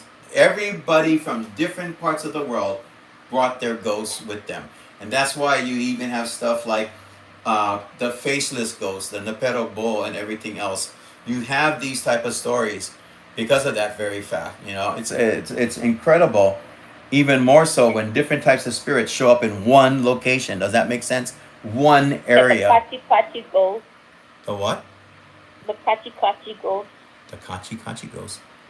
The third base ghost. Oh, you're welcome. You're welcome. Oh, Real Paranormal. Wow. Yeah, the Kachi ghost. But here's a great story. And I tell this story Halloween, and I love the story, and I think people love it too. because I always it freaks me out. So I think this story originally came into our lives from grandma on my dad's side, if I'm not mistaken. The one about the guy that was riding his horse at night. You remember that one? Oh yeah, that one used to scare Is me that is all that the from, is that time. from grandma? It was from Grandma used to tell you guys that story. She told me that story later on, but Dad used to always tell us the story. That was our bedtime story. So Dad you used to scare us with sleep at in his night. sanctum and all that. That's the kind of stories we had for bedtime stories. Yeah, and it's interesting too because I don't mean to chime in. Well, no, I do mean to chime in. One of the Yeah. great things about our family back in the day, right? Again, there's no internet. There's not much to do. So what would happen was my dad would get together. Hi, hi Skippy. Hi Skippy. So Hi, what Skippy. my yeah my friend Colleen. So what my dad then used to do was like my dad used to go fishing, and he would get together with my uncle that he would go fishing with, and they would go out and go to different They places. go diving. Oh yeah, they go diving. They catch all kind of fish, man. Yeah. Anyway, so what they would do is, we would go over to visit their home. And my early memories are this beautiful house, and there'd be like giant like sea turtle shells and stuff like on the wall and everything. And daytime, everybody talking, everybody laughing, everybody having a good time, right? I kid you not, like clockwork. Soon as the sun went down, the whole tone of the conversation changed. And I wish to God I could tell you the crazy stories that came out from that conversations that people had. Like there was one story real quick where this girl got into an automobile accident, right? And she passed away. And this is nothing like the Kaimoki Bridge ghost. That's a whole different story with the girl that got into an accident. But when it would rain and you would see like the puddles of water there, if you looked into the puddles of water, you would see the ghost of that girl staring back at you. That's one of the stories that I remember. But there was a lot That's of a crazy. Manoa one, yeah? Huh? By Manoa. Manoa. There was one like that by Manoa. I didn't know about that. Maybe it's the same story. I think so. Yeah, maybe it's the same story. Yeah. But anyway, this story that we're going to end everything on, because there's other stories too, right? Um, is when grandma and then my dad would tell this story about this man riding his horse at night. Do you want to tell the story and I'll see if I can compare notes with you, or you want me to tell it? Mm. Well, you're older than me. You probably know it more. I know the story, but you might have I think you're a better storyteller than I am. Oh no, I just try off the top of my head to say things. You want me to do it? Huh? I'll do it then. Okay. Okay, go ahead. The story was there was this back in the plantation days, and well, hold on. Let me go shut these buggers up real quick. I think they do it on purpose to get us snapped. Here. Be Okay. good. Okay. Go play. Sorry about that. It's okay, go ahead. Okay. This was during the plantation days. Thanks for the like, by the way. Go ahead. And there was this man, they ride horses. Of course, they don't have flashlights, so they get lanterns. So the guy has a lantern, and he's going through the cane field. And then he hears this baby crying. And then he finds the baby, and it's in blankets. That's when he picks up the baby. And he starts riding I guess, home with the baby because he found this baby. And then, so he's riding with the baby. Then he hears the baby crying. Then he looks down at the baby, and the baby had fangs. But the way Dad used to tell us, and he used to go, the baby went, like hiss at him, yeah. You know what? I don't know how the rest of the story went. I'm sorry. No, well, let me do my version then. So, Okay, I like your version better. I told you you're no, better no, no, no, no. storyteller. I'll just say my version. So, again, back in the old days, right? It's the same thing, right? All of these stories have a universal standard of what people did back then. I think the reason why people ran across spirits so much, you know, back in those days, and we're not talking about going all the way back. You can talk about maybe even the 60s and the 50s and the 40s, go back in time. And as you go back in time, you end up to this man who is on his horse and he's going out for an evening stroll with his horse. He's riding that horse and it's nighttime and it's very quiet. There's only him with the sugar cane and everything out over there because that's what one of the prominent things was to produce at the plantations. So there's the whispering sound of the sugar cane, and he's looking up in the sky and he sees all these little stars and everything. There's not much else more than that, folks. This is way back when you noticed every single thing at night. So he's riding his horse and he's doing this for a while, probably wool gathering, thinking about the day that he had and everything else too, like all of us do, right? Plus, it's hard work, so he's enjoying this moment that he's having. And as he's going down this road, I can see it in my head, it's just a dirt road with the cane field on the side. And in the distance, he starts to hear the voice of a child crying. So he starts to pick up speed, and they're going down the road with his lantern, and he sees this bundle just laying there, lonely all by itself. So he approaches it, he gets off the horse, and he picks it up, and it's a baby and, bundled up, crying. So I'm sure that it tugged at his heartstrings, right? So he gets back onto the horse, turns the horse around, and starts to go back to the plantation. And at one point, the baby started crying again and crying and crying and crying. So the man pauses. Probably in what I think about this stuff, the horse was probably at that point reacting too. Maybe the horse was, kind of like it was frozen or it was going up on its hind legs and he's trying to control the horse and holding this bundle in his hands. And so as the horse is calmed down, he turns and he goes to open up the blanket that the baby is in. And to his horror, he sees this inhuman looking face, not that of a baby anymore. And it bares its fangs and it goes, "Ah!" You can imagine what happened after that.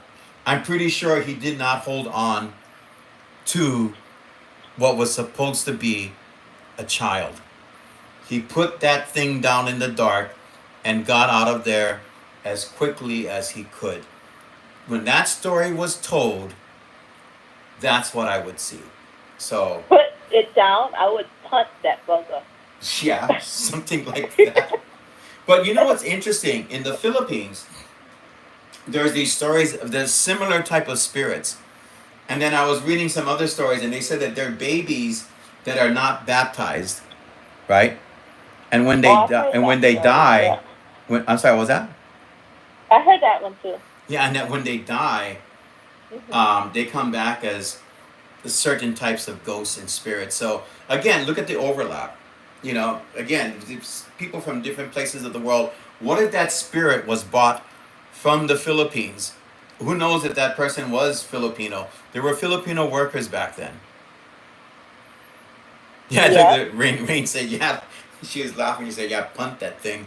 Go for a field goal in the middle of Right. in the middle of the night or whatever the case may be.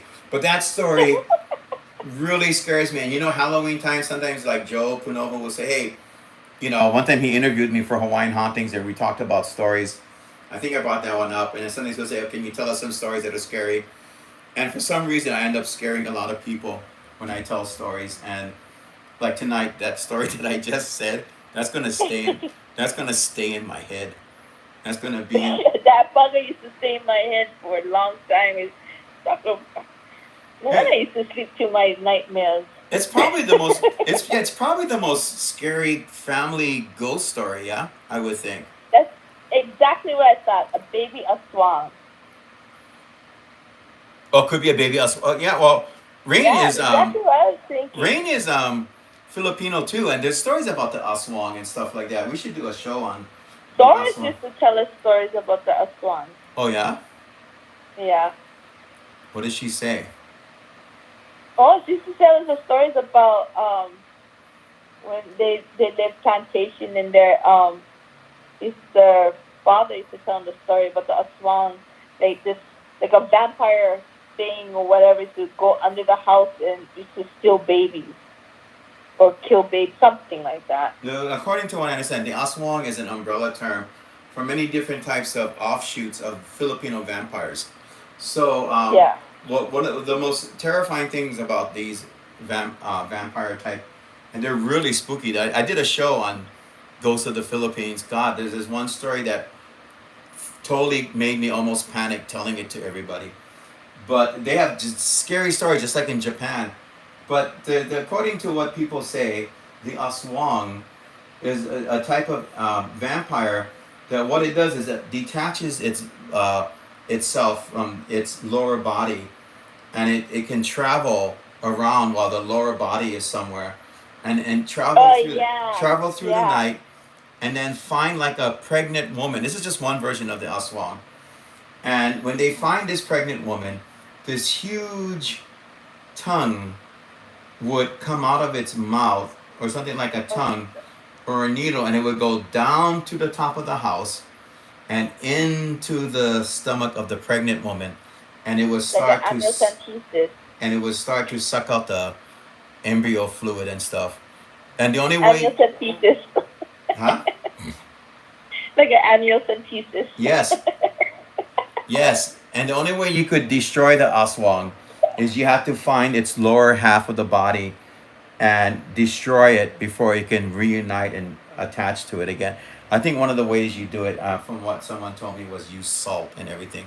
Salt the lower half of the body and everything. So it could Always salt with something, yeah. But always I something have with salt. another. But I have something else. I was just thinking of when we were talking about when the uncles used to always tell the ghost stories around the table. Yeah, But only time the kids was allowed around the table.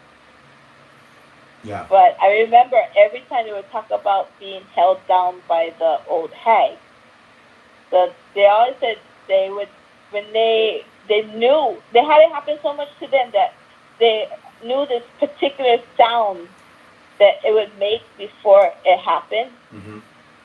So they kind of trained themselves to turn over on their side because it wouldn't press you down when you're on your side. Mm. Mm. That stuck with me my whole life, and I heard that like, ooh, that's something. It's like that's something to know. So just in case I hear that, I'm gonna go on my side. Oh, oh. We Because it can't. happened to me recently. I had been held down. Really? Yeah. And it was funny. It was after I've been reading my Bible, and then this like it attacked. You know, It held you down. You were awake, it so held you me were. down. But you know, it was funny. I wasn't scared. I was more pissed off than scared. Where was this? Here, here or on the Big Island? On the big island, it was about 2 months ago, maybe. Mm-hmm. Yeah. So, real quick here, the hagging thing happened to my dad. He was held down late at night. They call it the. They also call it the choke neck ghost or the pressing ghost. They would hold you down, and my dad was so freaked out. He opened his eyes and he saw this old lady with like, really scraggly hair, looking down at him, and he just freaked out about. I didn't hear about this story for a long time until afterwards. Real quick though, Cindy, this is a great family ghost story. I like the other one because that's something that's been shared over the generations with us, with the plantation monster thing that happened. But Yeah. remember the house that we lived in on Lanakila? We were just talking about that. Henry. Henry. So, real quick, there's this house on Lanakila that we lived in before. It's an old house that was built back, I think, in 1927 or something like that. So, it's really weird because just about everybody in this house saw this ghost, like not just random, like once a year or whatever the case may be. We're talking. Oh, thank you, Carol. She's saying, Obaki, it'd be great if you could do more talking story like tonight's.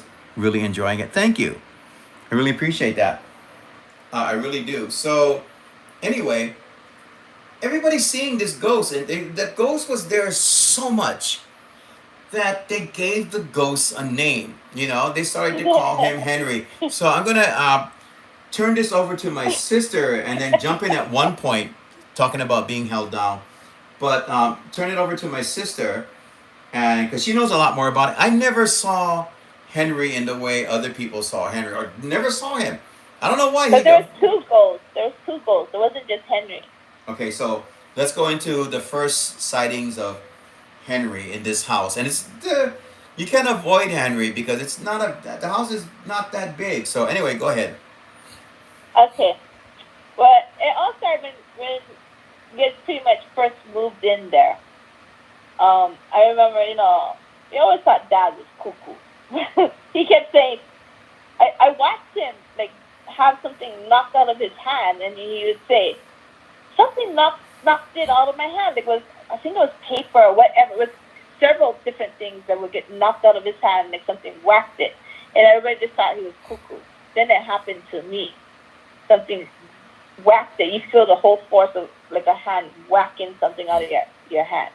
So that was my first one, but I don't think that was Henry. I think that was the other a-hole one. Henry was a nice one. Then one day, because Mom is a card game fanatic, and she would have us sitting at the table, and we were playing games. And the house wasn't that big, so it was near the kitchen doorway, and I'm sitting across from Mom, and the doorway is probably about 4 or 5 feet away from me. Mm-hmm. And I'm sitting at the edge of the table.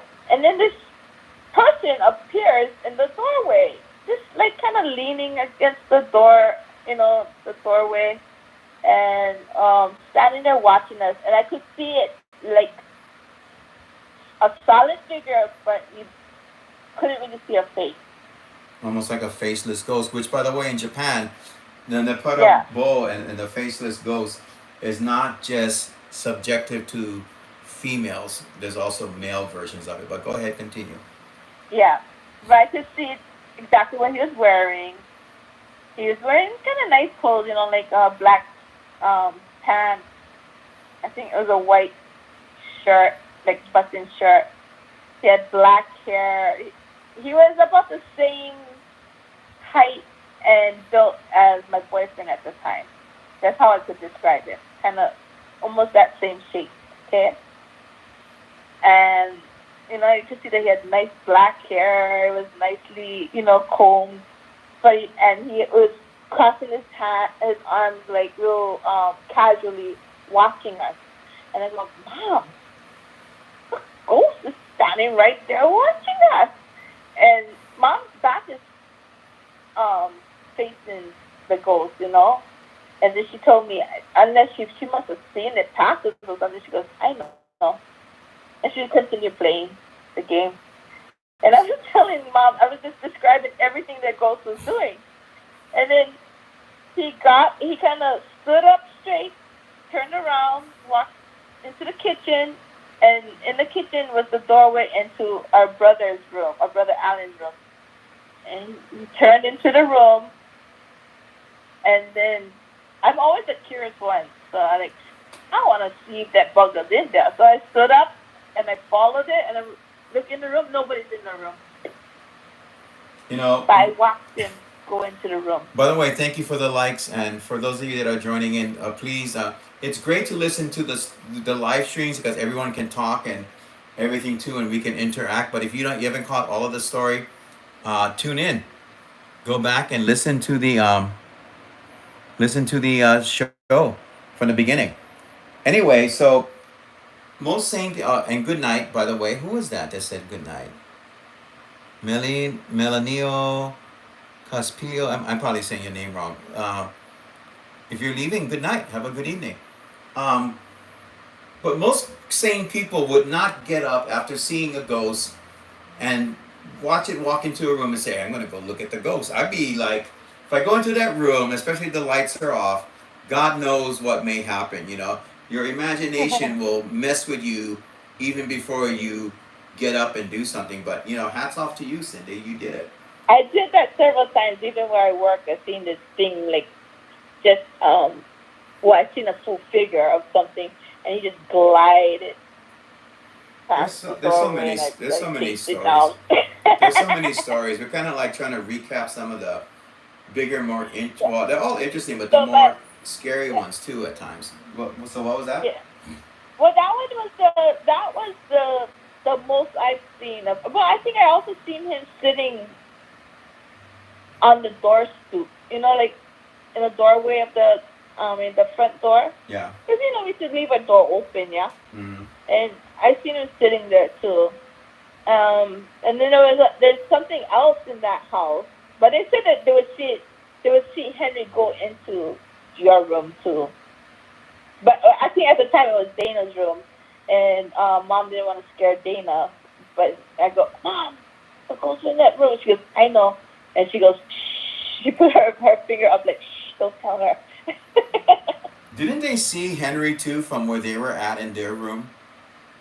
Yeah, Yeah. you see him go into that room all the time, Yeah.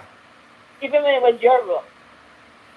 So Yeah. real quick here, I want to get your because we're comparing notes while we talk about spirits and ghosts. So, although I didn't see it, I had two things. Well, one was an impression. The other one was the one that I wanted to share that's connected to like the pressing ghosts and everything. So, That um, wasn't.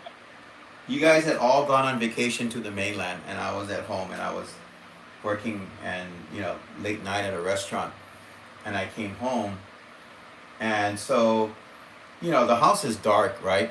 So you kind of like get up and you go into your room right away, that room that Henry liked to go into.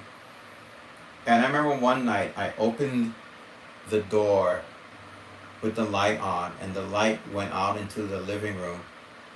But what was really spooky was the fact that, you know how you're looking at your black screen right now, everybody that's watching? Everything outside of that light was that dark. It was like a beam of light in darkness. And I was so freaked out, scared, that I did not want to go outside to see what was causing that. Because you know how it is at night. Everybody gets up, you got to go bathroom or something. And you kind of have a little bit of night vision. You can kind of see things. This wasn't like that at all. It was just really scary. That's my what I got from that that feeling and impression and what I was experiencing and everything too. The other one was one night I was sleeping in that room that Henry would come in, and I'm sleeping and it's late, of course, and then all of a sudden I feel that like there's someone that's like getting on top. It literally feels like a human being is getting on top of you. And what's scary about choke neck, the pressing ghost, is that feeling of helplessness.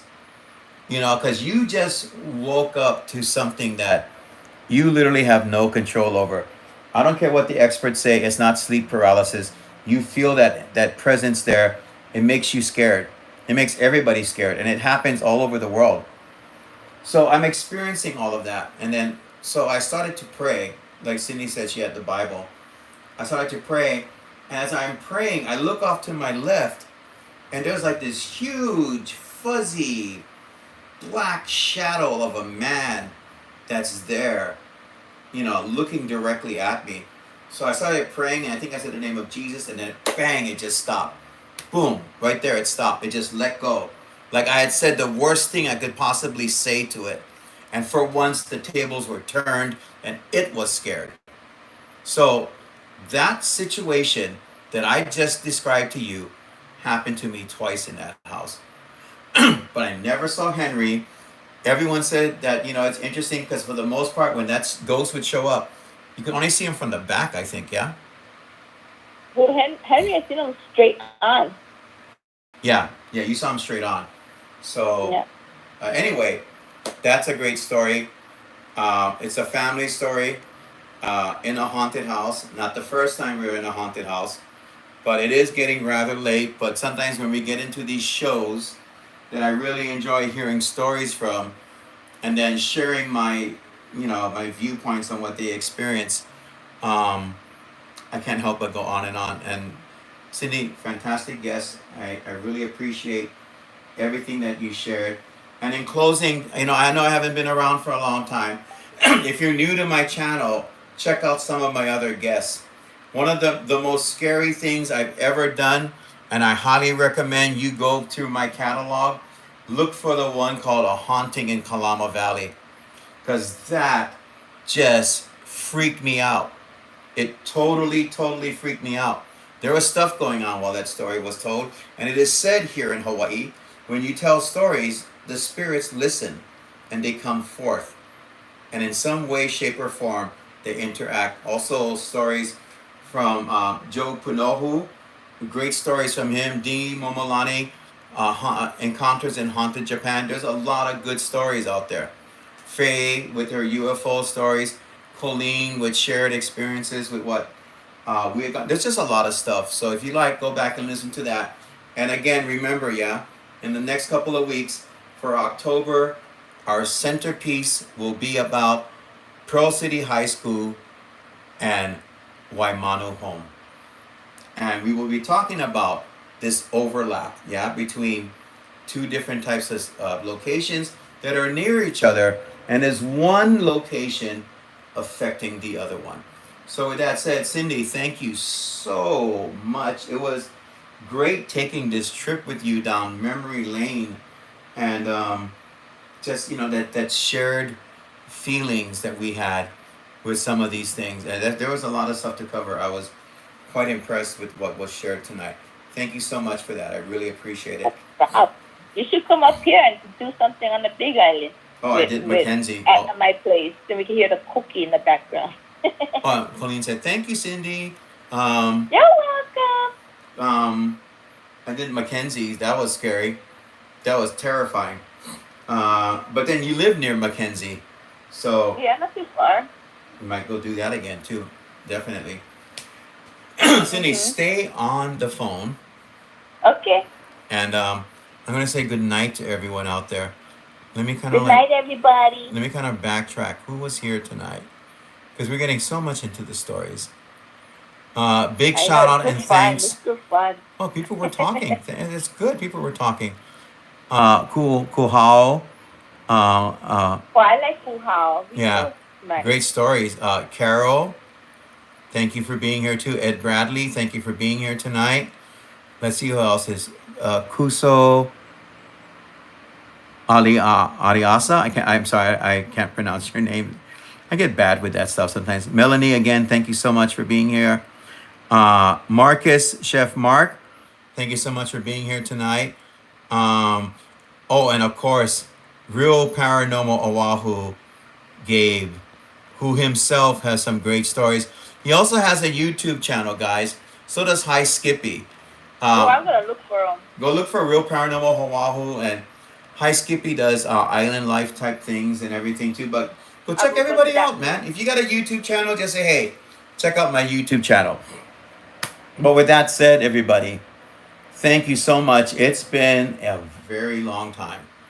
I'm so happy that I could sit here, and I gotta say thank you to, although I didn't mention stories from Jennifer, but man, she had some stories too from when we were at the location with the cemetery and stuff like it. Some crazy stuff too. So I'm saying thank you to her, because she was around for a lot of the crazy stuff that happened. Also, if I can, everybody, it's gonna be the 15th anniversary of the encounter with the Inogami in that building. So I might do a retelling of the story in person at the location or something along those lines, because that's the one thing that happened that just changed my entire life. That thing followed us around. You know, there were times that me and Jen would be walking around and we could smell it. It would just show up in the air, you know, and that was something else, let me tell you. But anyway, guys, thank you so much for being here tonight. Look forward to our centerpiece series that is going to be coming out um, in October. I think first up, we're going to have Joe Kunohu. You guys know him. A lot of times he's been on the show, and he shared stuff with us. We're going to be talking about Pearl City. We're going to be talking about Waimano Home. We're going to be talking about our ideas and the things that we may have, the other things that we felt there at that location. Everybody take care. Good to see you all. We'll be doing more of the same. It feels good to be back, and it feels good to have you as well. Ghosts of Hawaii, your home for a dose of ghosts and something to this very night that's running up and down the river. Let's not say any more about that. You all take care of yourselves, okay? Have a good one. And good night. Aloha.